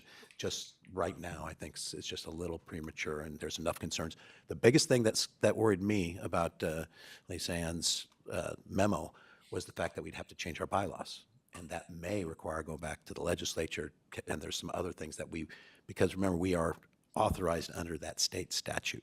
So we're very specific on what we can and can't be and what we can and can't do. And again, we've got other issues that I think right now are more important. But I think the conversation's great to have, and we need to continue to have it in the future. If I may. Supervisor. So, Lisa, does it change to our bylaws? I thought that we could approve that. That has to go to the legislature for some sort of sign-off?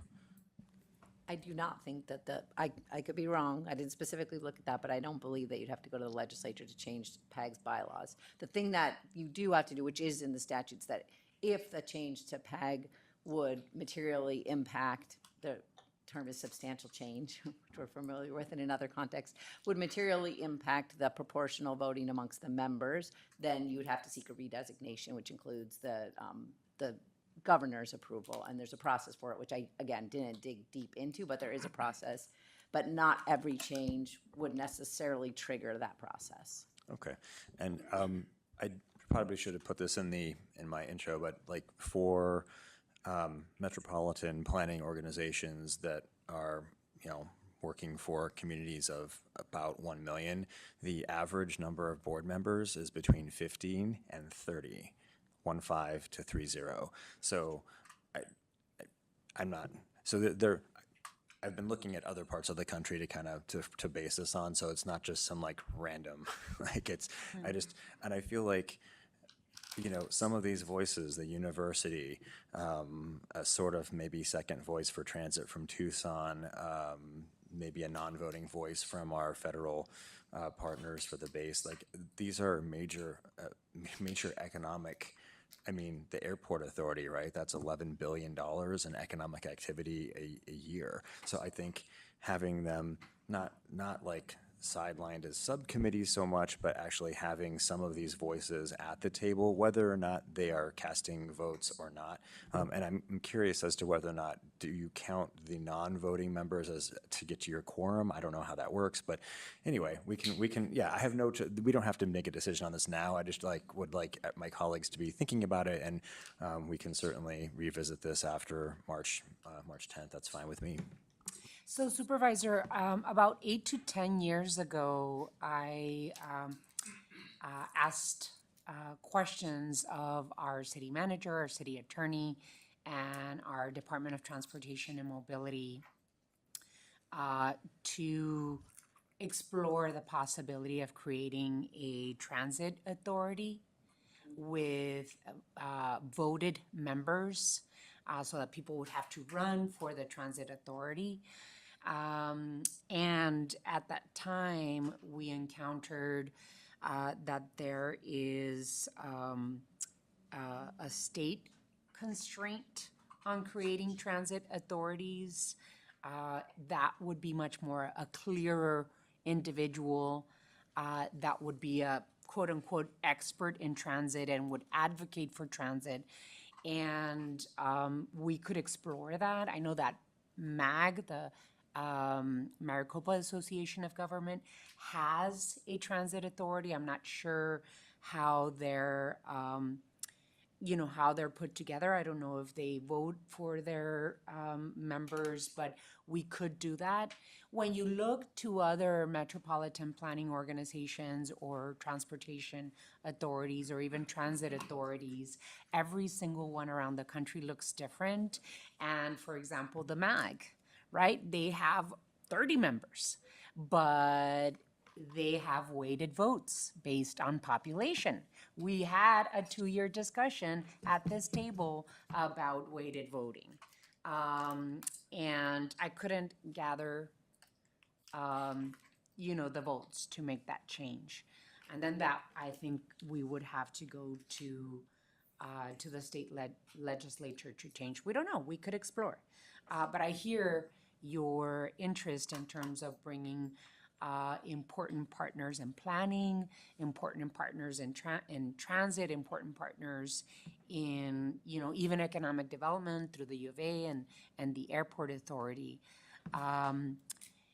But I've often brought the same question to the table, like how is it that we have additional voices represented at this table that will bring to our attention much more technical, both investments and interests to this table. The idea of having the different committees report directly to the PAG board and the RTA board has been put out there before. Maybe that's something that we should talk about. I know that we've also talked about really streamlining committees because there's many committees out there that haven't met because of a lack of quorum. I think that we have to streamline those committees as well and then have those voices, invite those voices to the table.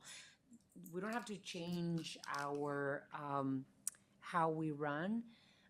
Maybe we can start exploring, but we should invite, a member of the airport authority. We should have the University of Arizona present here.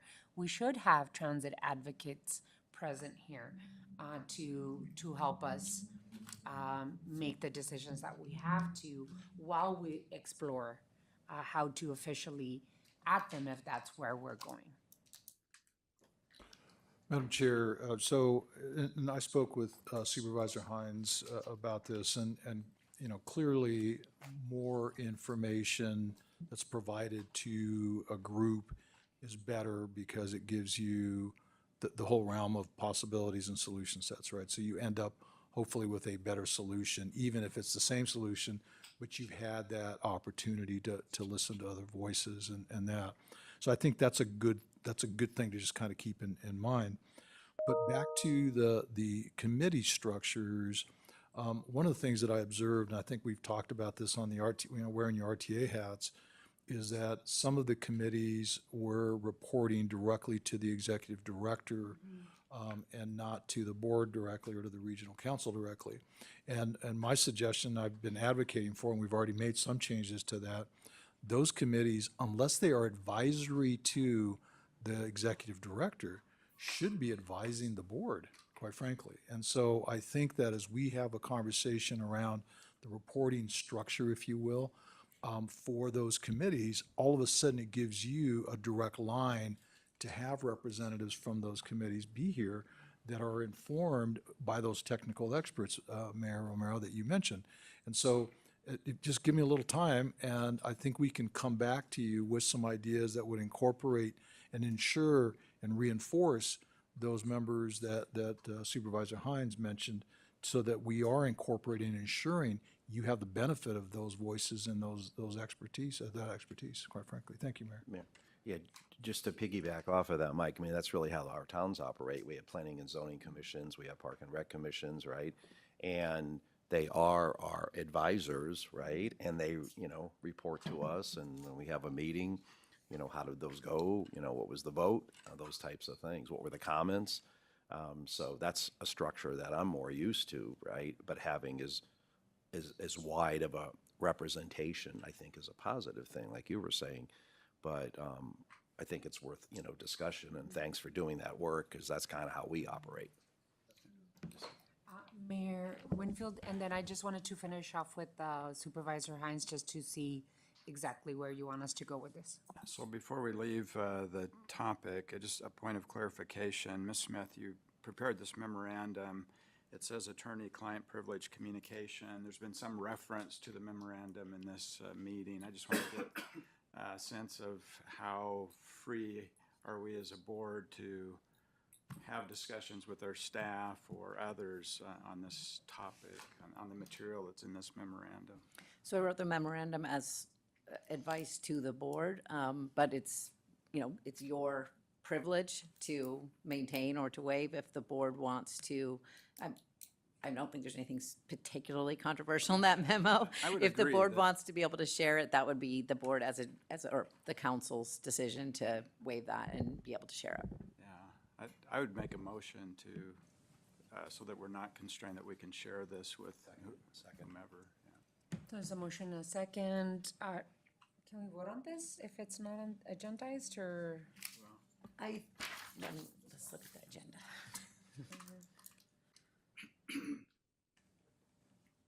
Discussion, direction, action. This would be relevant action. It does show potential action on this item, so Just Madam wanted to Chair, I make think sure that we're I doing the appreciate right it. thing. Good point. There's a motion and a second. Any further discussion on making the memo public and shareable with our staffs? Okay. If there's no further discussion, all those in favor, please signify by saying aye. Aye. Aye. Any against? Motion carries.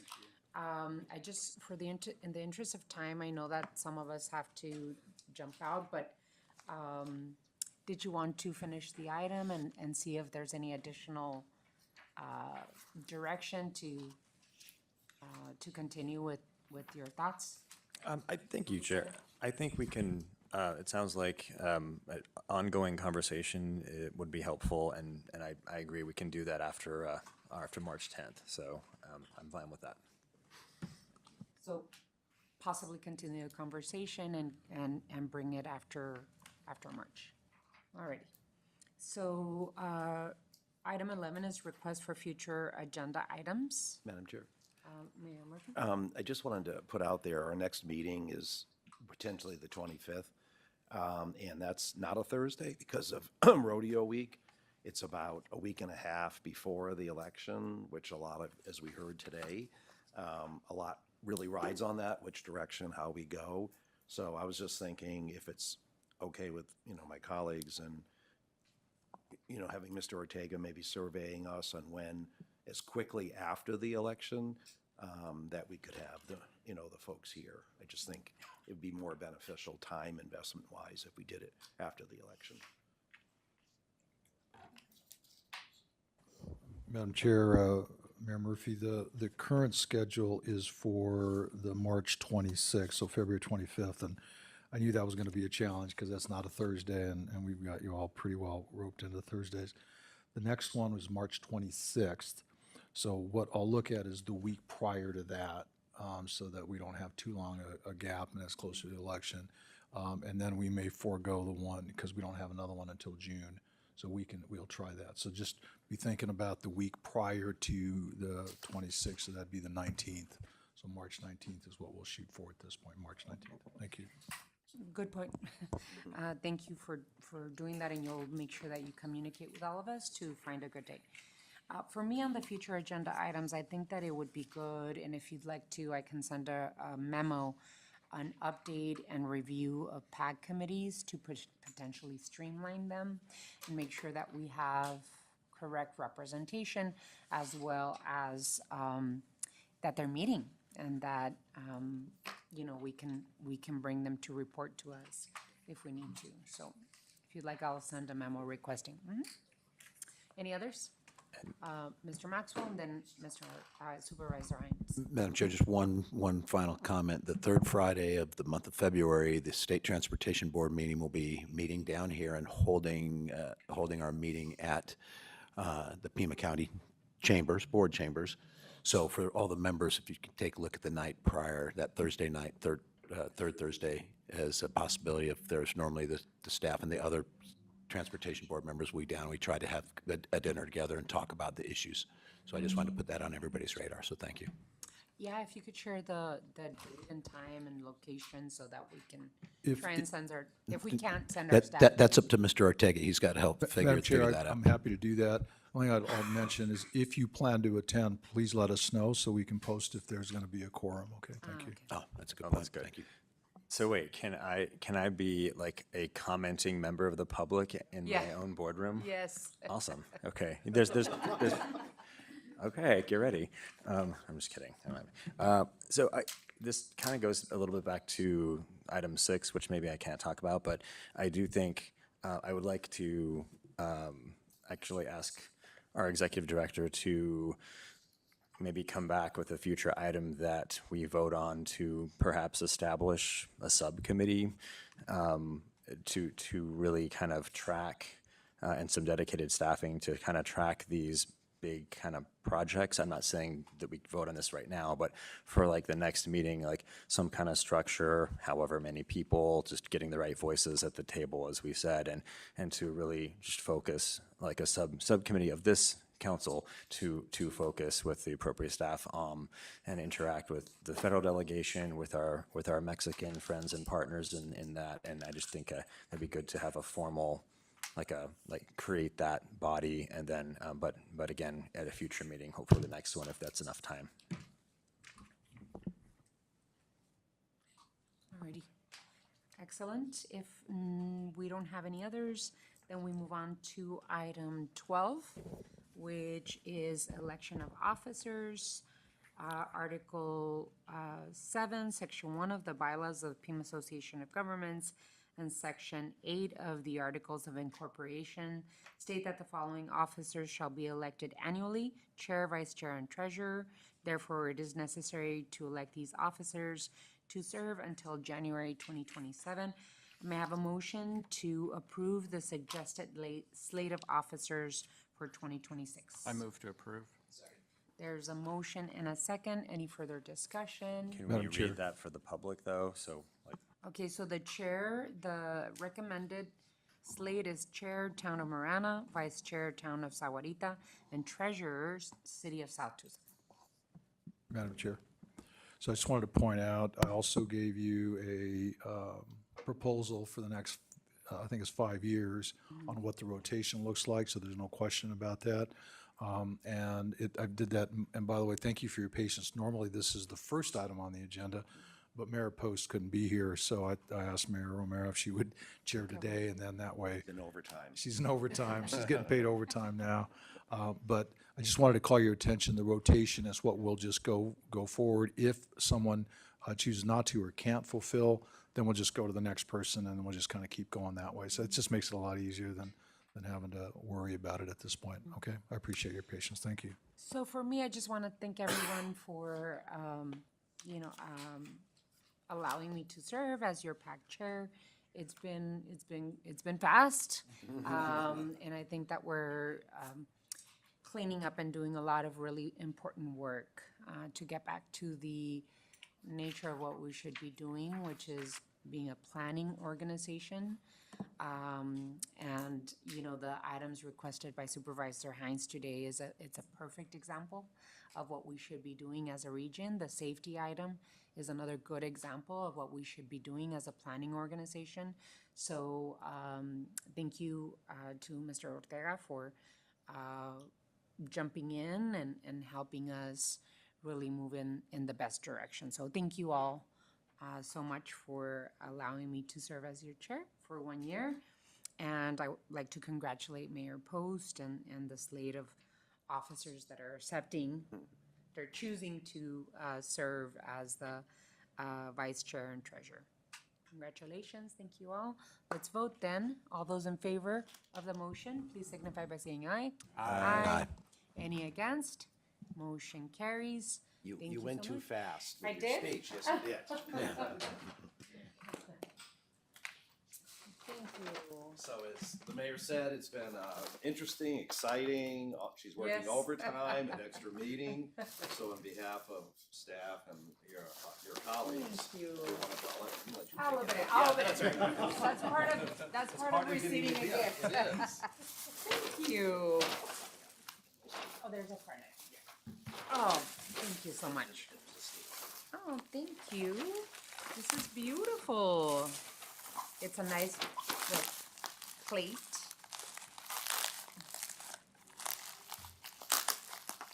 Okay, do I have to open it? Do y'all have to see me at opening it? It's wrapped It- well. It's wrapped well. It's wrapped well. But it's a gorgeous plate. Great. Percolate. Alrighty, so, as we move on from that item, and I promise you I'll show you my gift when I open it. We have item 13, which is an executive session. I don't know what. Okay. Okay. So item 13, we're going to recess and then start the RTA meeting and then come back to the executive session for PAG and RTA to have it together. Alrighty. So instead of adjourning, we'll go to recess. Does anyone need a little bit of a break to stretch the legs and then come back, or should we just jump in to the RTA meeting? I think we'll have time to do that maybe, Madam Chair, when we go to the executive. To the executive. Okay, let's do that. I'd like to call the RTA meeting to order. Second item is election of officers. Pursuant to RTA rules, Article 7, Officers and Elections, the officers of the RTA, Chair, Vice Chair, and Second Vice Chair shall be elected by the RTA Board from among its directors. Therefore, it's necessary to elect these officers to serve until January 2027. I move to approve the suggested slate of officers for 2026 as recommended. Chair, Town of Sarita. Vice Chair, Tohono O'odham Nation. Second Vice Chair, Pascual Yaqui Tribe. So moved. Second. Second, any discussion? All in favor, say aye. Aye. Aye. Any opposed? The ayes have it. Tom? Oh, you can do the work. He put you to work immediately. So I just want to quickly express my appreciation to the executive director, to staff and board members for the incredible work that you've all accomplished in this past year. It's been an honor to serve as chair. And a token of our appreciation, we got it to the finish line under RTA. You're very patient, you're a very kind person, and I think I really helped get us there, so as a token of that. Thank you very much. Thank you. Thank you. And it looks like a similar. It's wrapped similar. Can I see it so I can select the color? Steal it from you?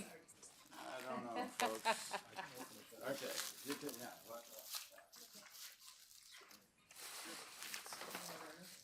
Yep.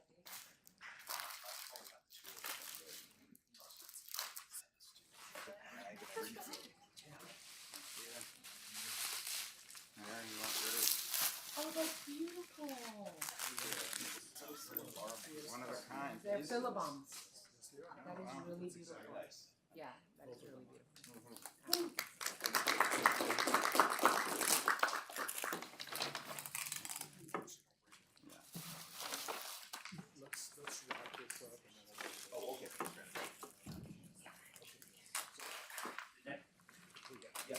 Next is item number 3, which is call to the audience.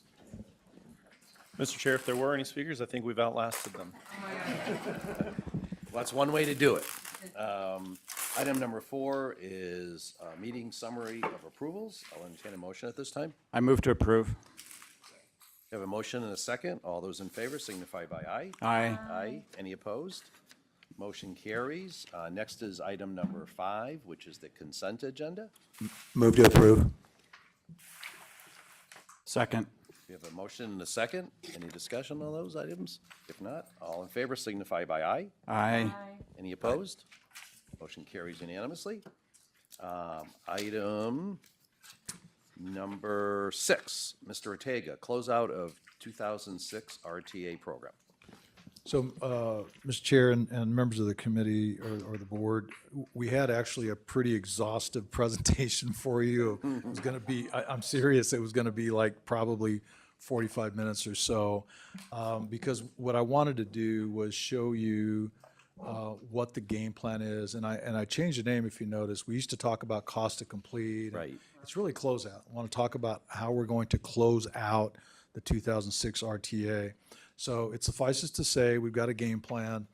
We did invite our partners to come in. I have asked them to be very, very brief in their commentary, so it's going to be very high level, but know that there's a lot of background, a lot of detail on this.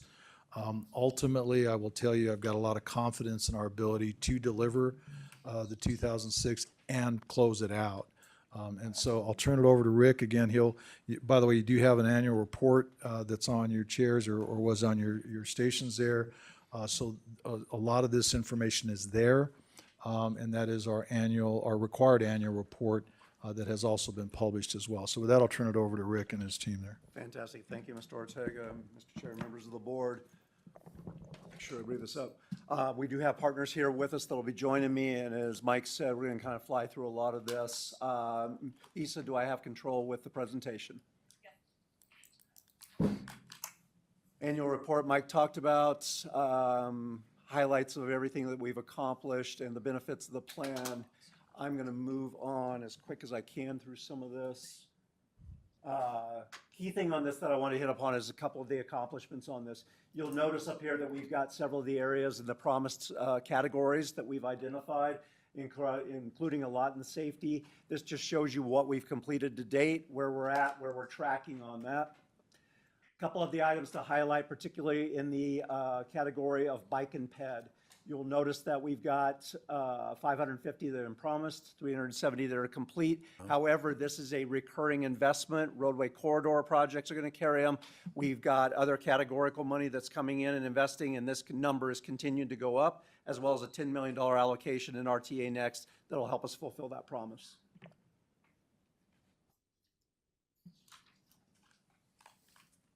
Transit items on this one, a couple items to highlight is we still have approximately 125,000 riders on an annual basis that use the paratransit, and then approximately 235 on an annual basis using Sun Shuttle public dial-a-ride. And now moving into closeout. So I'm going to go through these on an element before I jump into the roadway stuff to have our partners present on this. Safety element. All of our active projects in this element, so as you heard in the earlier discussion, all the categories have a safety component to it. This was a specific bucket of investment. Those monies have been expended, but we've got safety bolted in throughout the entire program in there. But all those projects have been completed. Within the environmental economic vitality section, we have approximately 9 bike and ped jobs that are underway, 2 of them with construction activities right now in progress. 6 more coming up in this next year, and then 1 more coming in 2028, with additional ones going to be coming online as we activate those. In addition, we have the wildlife crossing element out there for the wildlife mobility. We have an active project out on the TO Nation. We're working actively with ADOT and the TO representatives to advance that project. I'd like to move it into now the roadway element. This is the key highlights on there. If the party, our partner members would introduce themselves, starting with ADOT. Jeremy Moore with ADOT. I am the district administrator. Jim DeGrood, City of Tucson Deputy Director. Fausto Burrell, Town of Marana, Public Works Director. What we've laid out here and working with all of them is we're going to go this in a chronological order. So projects underway, projects forthcoming, and then concluding with projects that are in the RTA Next plan. So you'll see a cycle through this, and they'll individually present on the status and progress of each of the ones, keeping it, as Mr. Mike requested, at a high level. So the active construction underway, Fausto, if you'd start us off. Thank you, Rick. Chairperson Board, so Tangerine Road Phase 2A widening is essentially complete. Paving is done, signing is done, striping, the drainage. Landscaping is underway, and we expect substantial completion in March. However, the asterisk to that is we still have a UPRR interface that widening needs to occur. We're having discussions with them. We are looking at submitting 90% plans to them by mid-February, and we're continuing to have discussions, and I believe we'll talk about this a little bit further in the presentation. One other thing I'd like to note is the town has worked with ADOT, and we're working on doing interim improvements to the Tangerine traffic interchange. We affectionately call that the Cortero treatment. So very similar to how you see Cortero, we're looking at a similar type of improvements at that location. And Sunset? Jeremy. Mr. Chair, members of the board, so we've got the Ina de Ruthroff and the Sunset Project with Granite Construction. We're hoping to have that wrapped up late spring of this year.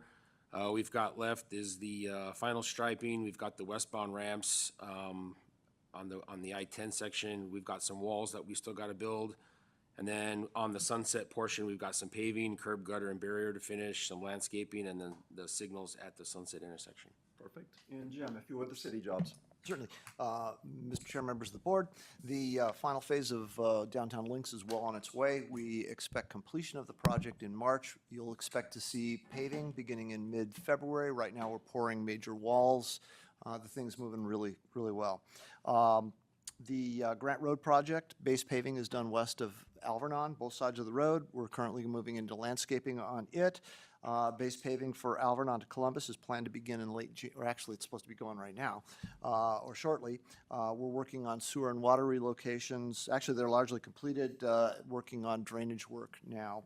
The big challenge is really at the two intersections of Columbus and Alvernon. We expect to get this project completed in October. On to Valencia Road. Valencia Road, we're currently under construction. The base paving is done on the north side of the road. We've moved all the traffic onto it. We're constructing the south side, working on utilities and getting the curb work underway. We expect to have the base paving on the south side, the south side planned for late February. We should be finished with this project this summer. Perfect. Hey, Rick, let me just make two comments there. Please do. Mr. Chair and members of the board, February 23rd is a date that we're working with Pima County to potentially place the last girder on the Sunset Links project. And so that will be a celebration that day because that's a big deal for that bridge and that improvement. So we'll be sending something out. Once we solidify that, we'll send something out. The other thing is, Jim mentioned the Grant Road improvements. Almost everybody wants to know when that's going to be wrapped up. Jim has assured me that it'll be by the end of this calendar year. He did say October. I'm going to hold him to that, but the end of this calendar year. So I wanted to make sure you heard that and you knew that because that's important. People are asking about that. Yeah. That's all. Rick, back to you. Nope, thank you very much for the add-ons on that. Next item is what we affectionately refer to as the next big wave coming on that. So you can see a long laundry list of projects that have been stacked up now that are ready to break free. Jeremy, if you don't mind hitting Irvington out of order and then let Jim cover the rest. Absolutely. So I-19, the Irvington traffic interchange, the prime designer with that one is WSP. We advertised that for bids this month. We have a bid opening April 3rd. Construction is scheduled to start June, July of this summer. And the scope of work is to reconstruct the traffic interchange with pedestrian and bicycle improvements. Fantastic, thank you. Jim, if you want to cover the rest. You bet. 22nd Street, project was awarded to Granite. We have a groundbreaking next week. Looking forward to seeing you all there. We expect to be able to, we expect to have to close 22nd Street in early March. So that is when we'll be looking at the full road closure, and we are moving forward with it. It's about a 3-year project. Wanted to let you know that we are going to be coming back and having conversation in the future regarding funding on it. We have awarded the project. It's very lean. We don't have much in the way of a construction contingency. We're working with PAG staff. It's been very collaborative, and we're appreciative of that.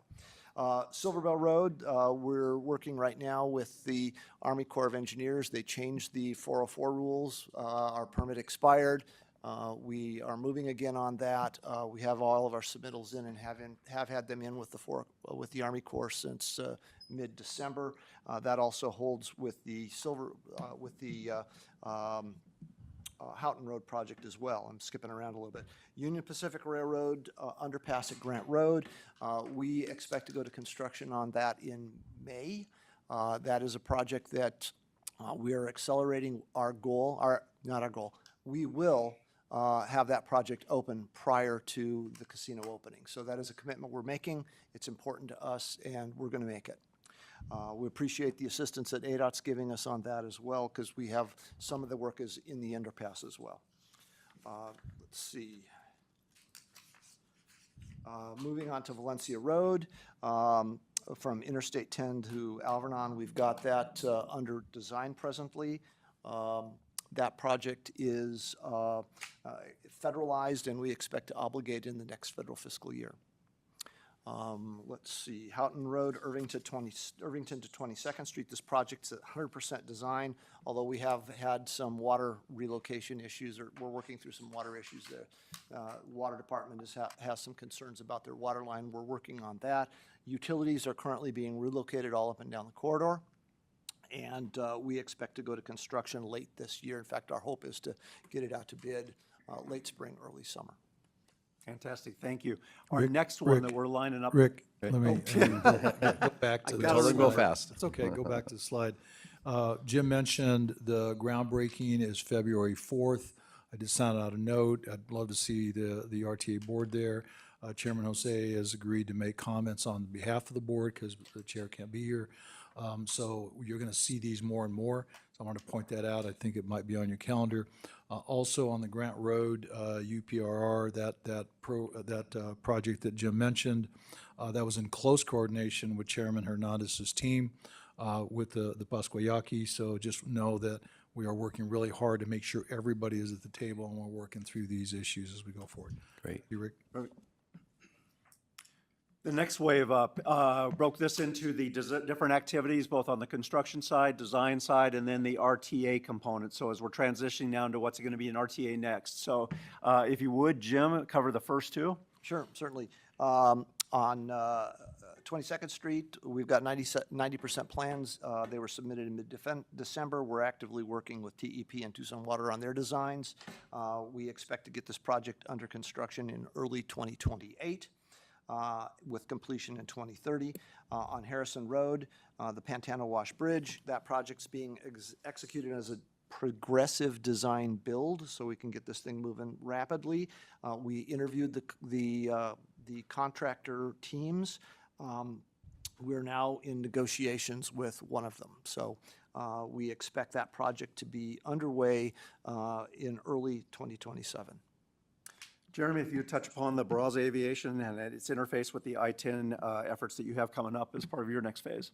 So the next project that we're trying to get into the program is the I-10 Alvernon to Valencia, which will basically piggyback from the Keynote Country Club project that's under construction currently today.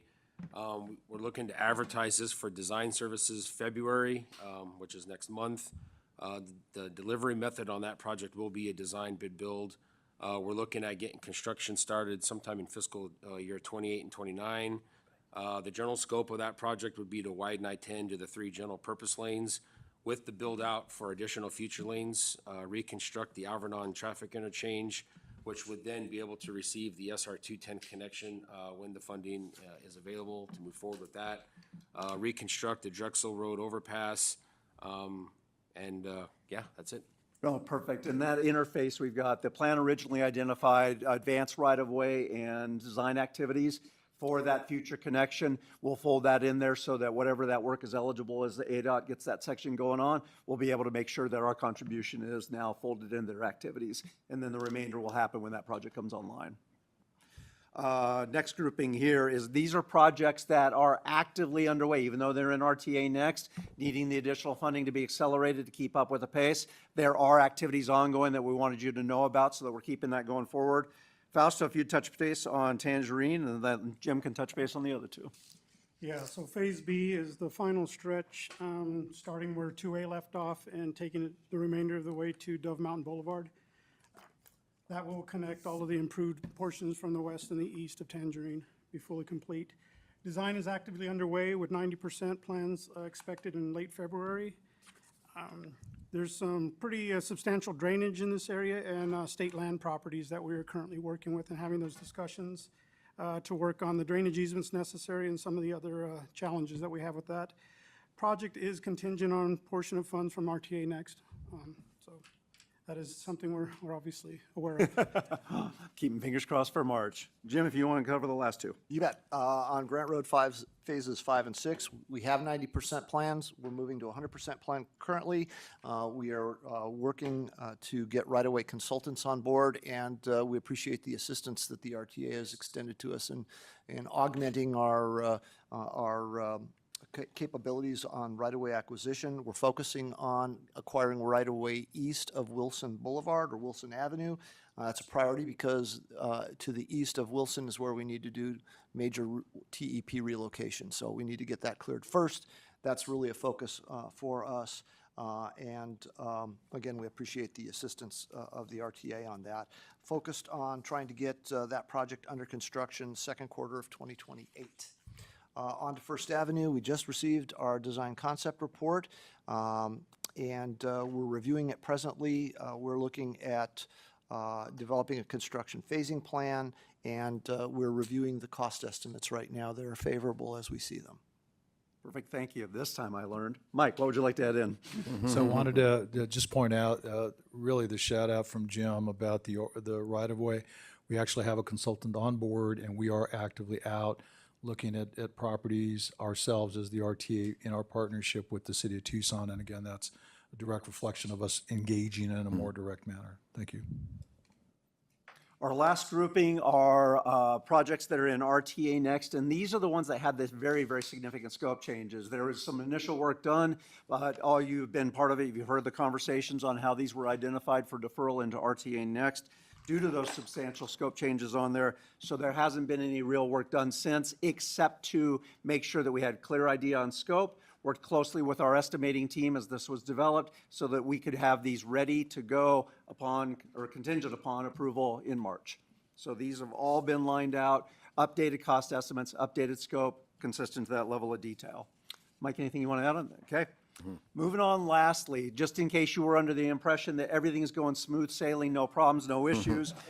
We can stop right there. Yeah, I was going to say, we did want to burst that bubble as quickly as we could by highlighting just a couple of things that we see. They are significant, but we're on top of them. We have a game plan, and we've been watching and tracking the issue. We'll make sure we keep you posted on that. Fausto, if you would touch base and expand on Tangerine first, that'd be great. Thank you, Rick. Yeah, we've had continuous dialogue with UPR and their consultants. We continue to do so. We meet on a monthly basis. We're just actively working on design. As I mentioned, we're going to have our 90% into them middle to late February and continue to work through the process. Fantastic. With regards to the Brazza Aviation, I kind of mentioned that interface on that. As you heard Jeremy talk about, the investment level is primarily focused on the mainline aspects of it. Based on future funding, we're continuing to evaluate that, the availability for that big chunk, because our last estimate is probably in $1 billion to bring on that entire SR 210 connection and all that. That's a chunk of change. So the timing on that may interface or may directly correlate and have an influence on when that can all go forward. We'll keep a close eye on that. And Jim, if you would, touch base on the Silver Bell packaging on all that in Valencia and Houghton, as well as Church. Certainly, to wrap us up. I will generally say that on Silver Bell and Houghton, both of those, we do have 404 issues that we're working through.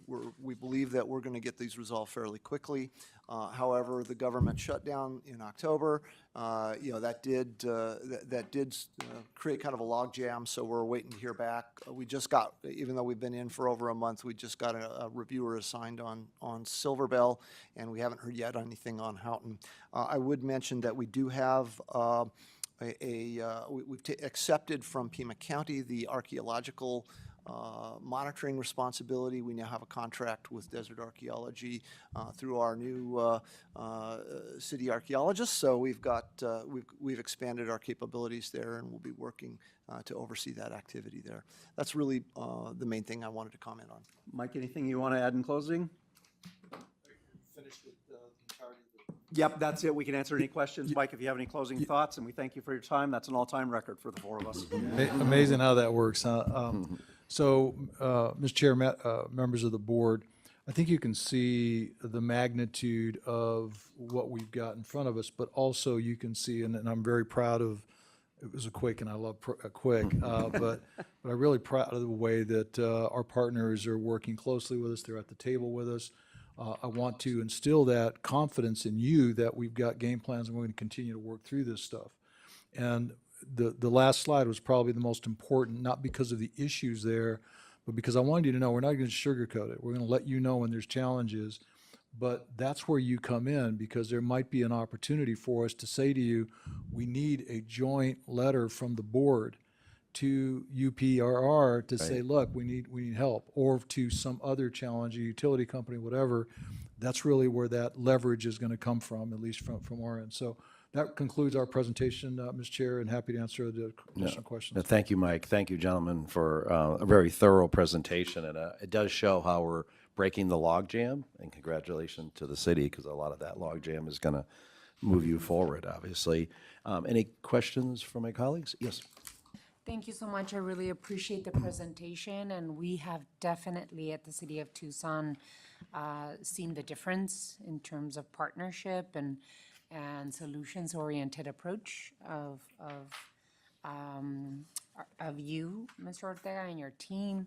So we really appreciate it, and things are moving in the right direction. I think for me, one of my colleagues on the council, we just had a council meeting, and we had some technical questions about if Proposition 418 and 419 do not pass, then what happens to the projects that are in being built in construction? Then what happens to the ones that are in the RTA next? I know the answer to that. But then also,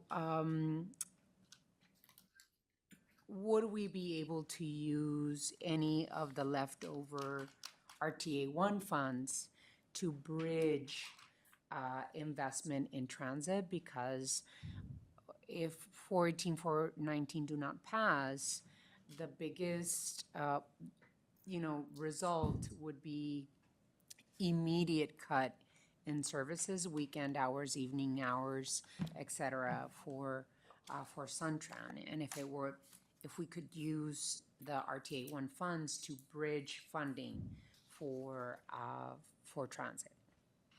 Mr. Ortega? So, Mr. Chair and Mayor Romero, thank you. So just so everybody knows, Mayor Romero sent me a request, or through her staff sent me a request for an opinion, which I've asked our attorney, Lisa Anda, to give us an opinion on, opine on that. So here's a couple things, because I've been asked this question many times now when I'm out talking to folks about RTA Next.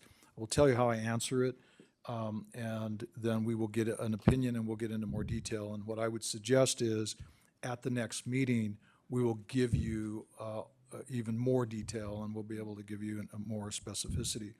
But very simplistically, if RTA Next does not pass, there could be a significant impact to transit. And I've mentioned that to you before. I won't go over that again.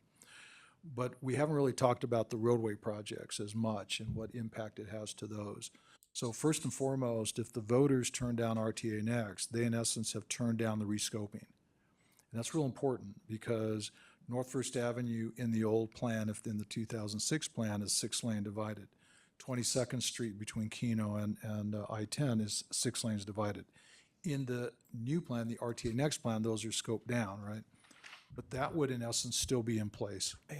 The board would then, based on guidance, and we'll get into detail on that, but the board would then have to decide, with the finite resources that are left, which is both our fund balance in TPT, which is our sales tax, as well as any fund balance in HERF and or STBG, we would then bring to you a plan that says, okay, you have this much money and you have this much need. Here's our suggestion, recommendation, but you will have to make a decision on how to allocate those dollars to complete those projects. And so that's basically, in a nutshell, the conversation we're going to have. Now, what the chemistry of that is, and based on the opinions that we get from our council, that will ultimately be a policy decision and a policy conversation for you should 419 and 418 not be successful. Right. So that's the longer-winded answer, but you're going to get a much longer answer and actually a plan that will come forth at your next meeting. And Mike or Lisa Ann, no, I'm sorry. That'll make it probably difficult because we've already determined they had to go back to the voters for a major scope change, right? So then if it comes back to us for a policy, we already have kind of that decision of what we have to do or not do. So it'll make it an interesting discussion on how much flexibility we have to do that. Is that not correct? Correct. 'Cause Okay. you'd then be talking about what are you going to do with the funds that you have. Right. Thank you. Mayor, would you finish with your comments? I'm sorry. Yeah, Lieutenant. I was absolutely finished with the comments. I think we sent a memo, our staff sent a memo with the questions about the questions that my colleagues on the council had in terms of being able to use any leftover funds as bridge funding for transit.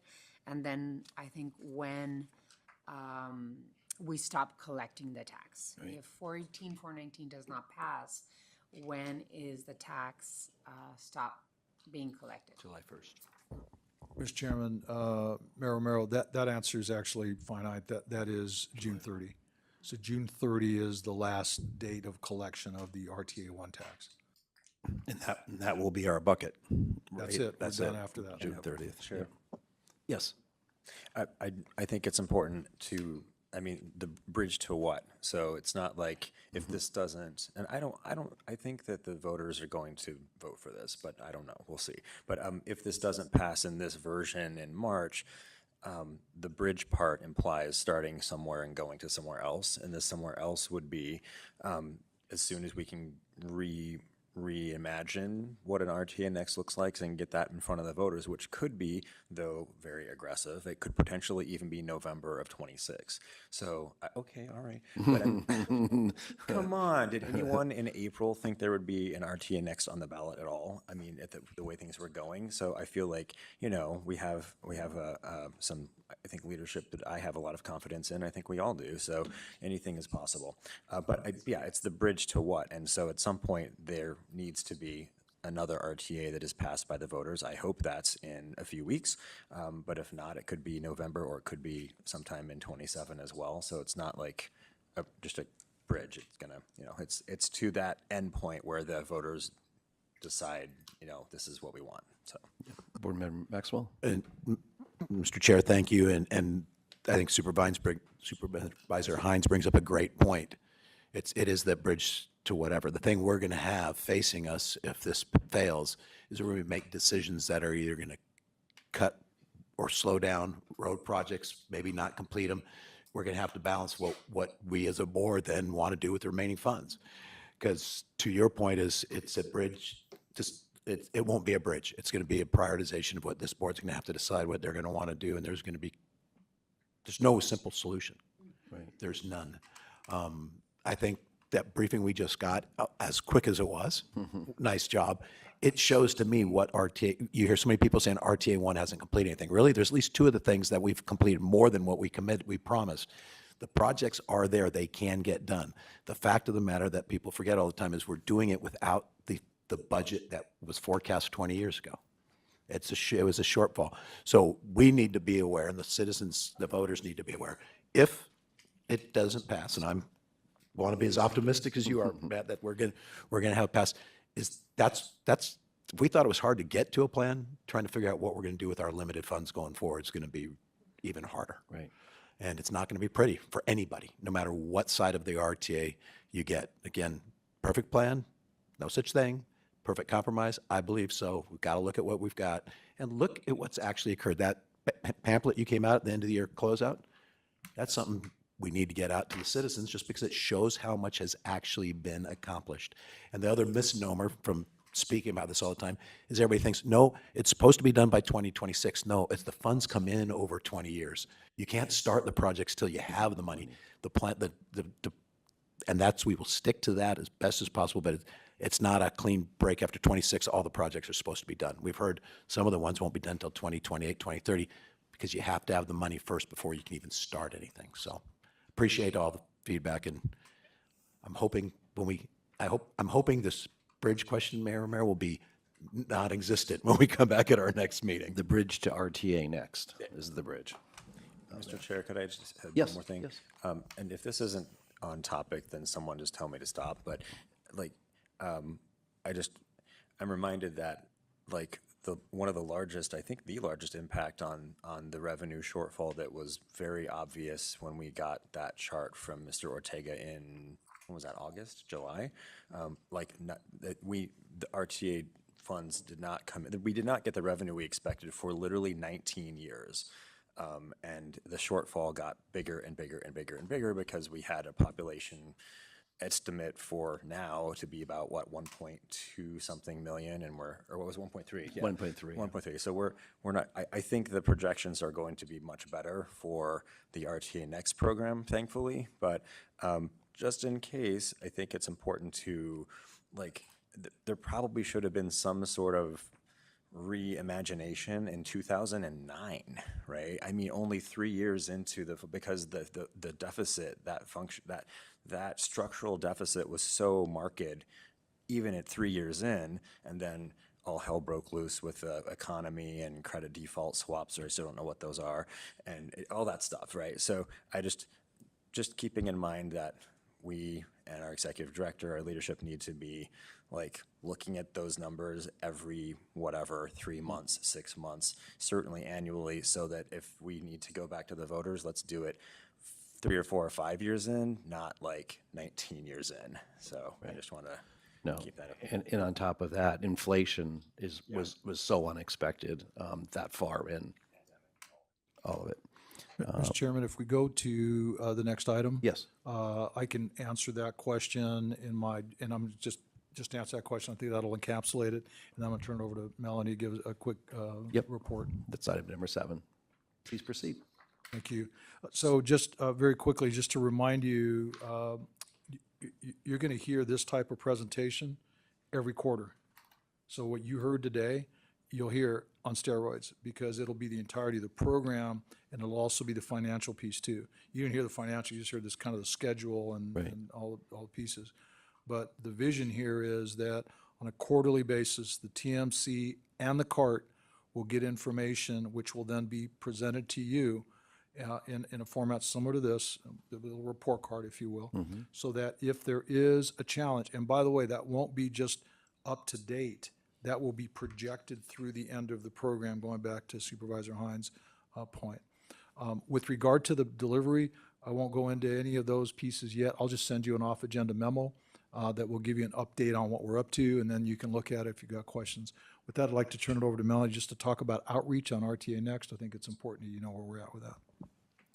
Yes, thank you. So you all received a public outreach update summarizing activities for December and January. And I do want to note that publicity pamphlets are out, and we have copies of them that you can take with you.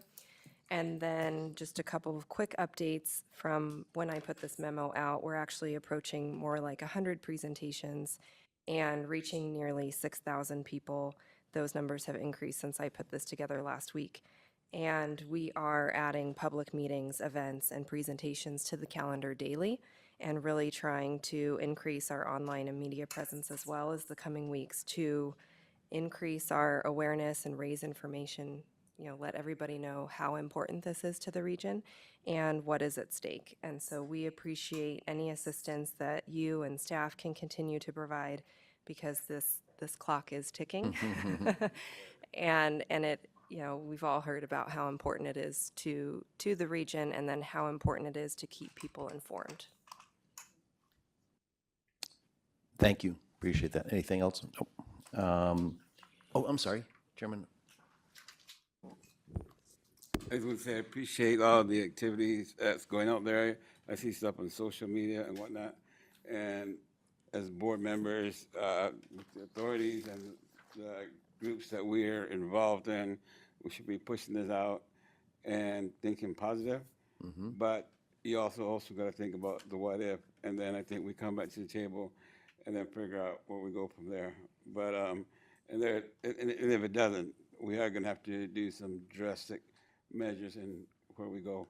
But I think thinking positive and just keep on pushing it out there, because a lot of people didn't know what RTA was about, didn't know about all this. And I've had some conversations with people, and they seen it on the social media and so forth like that. So I would talk to them about it. So, Right. and I took some of those pamphlets and I handed them out, and people got interested in there looking at it. So I think it's working. I mean, people that never knew about it or never had any discussion are then kind of like, what is this all about, you know? So the more that we get out there, I mean, like we're rounding third, and we better start running really, really fast. So thank you to all your hard work. Thank you. Supervisor. Thank you, Chair. Melanie, do you need us for stuff? Like, I'm happy to, a non-quorum, obviously, number of us. I think if it's just informational, obviously we can't be telling people what to do, but if it's like, I think it's what? We can.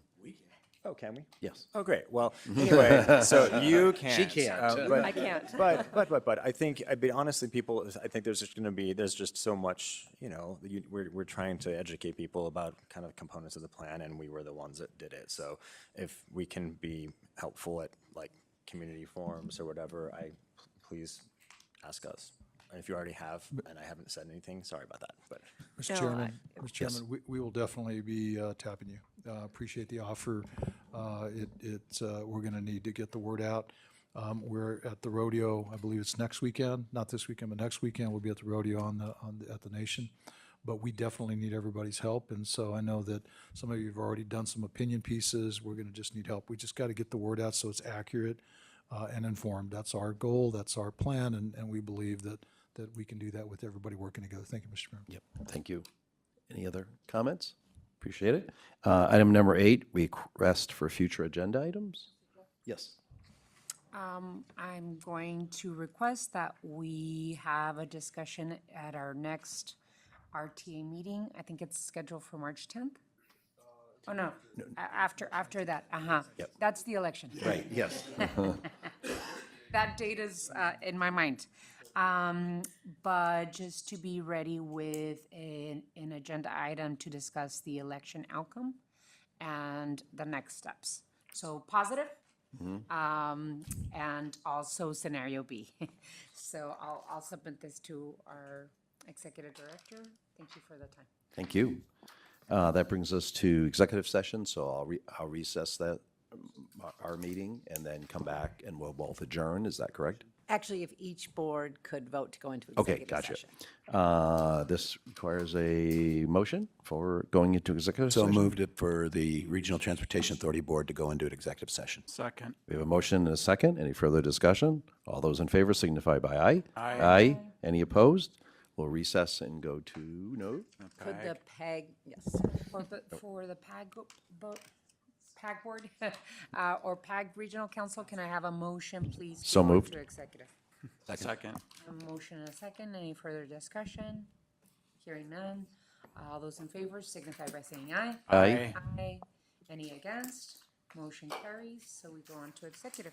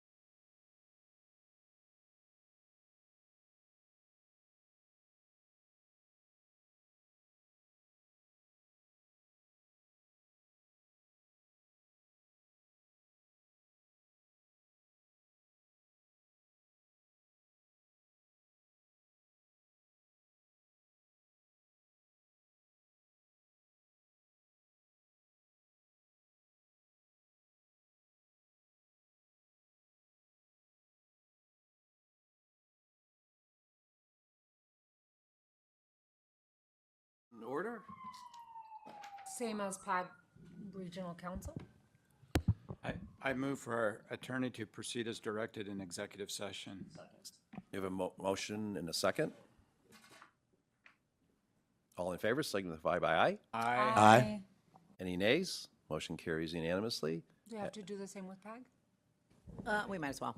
Okay, so with the PAG Regional Council, may I have a motion, please? So moved? And the motion is to proceed as discussed in executive session. There's a motion and a second. Any further discussion? Hearing none. All those in favor, please signify by saying aye. Aye. Aye. Any against? Motion carries. Thank you. Adjourned. Adjourned. The RTA is adjourned? Yes.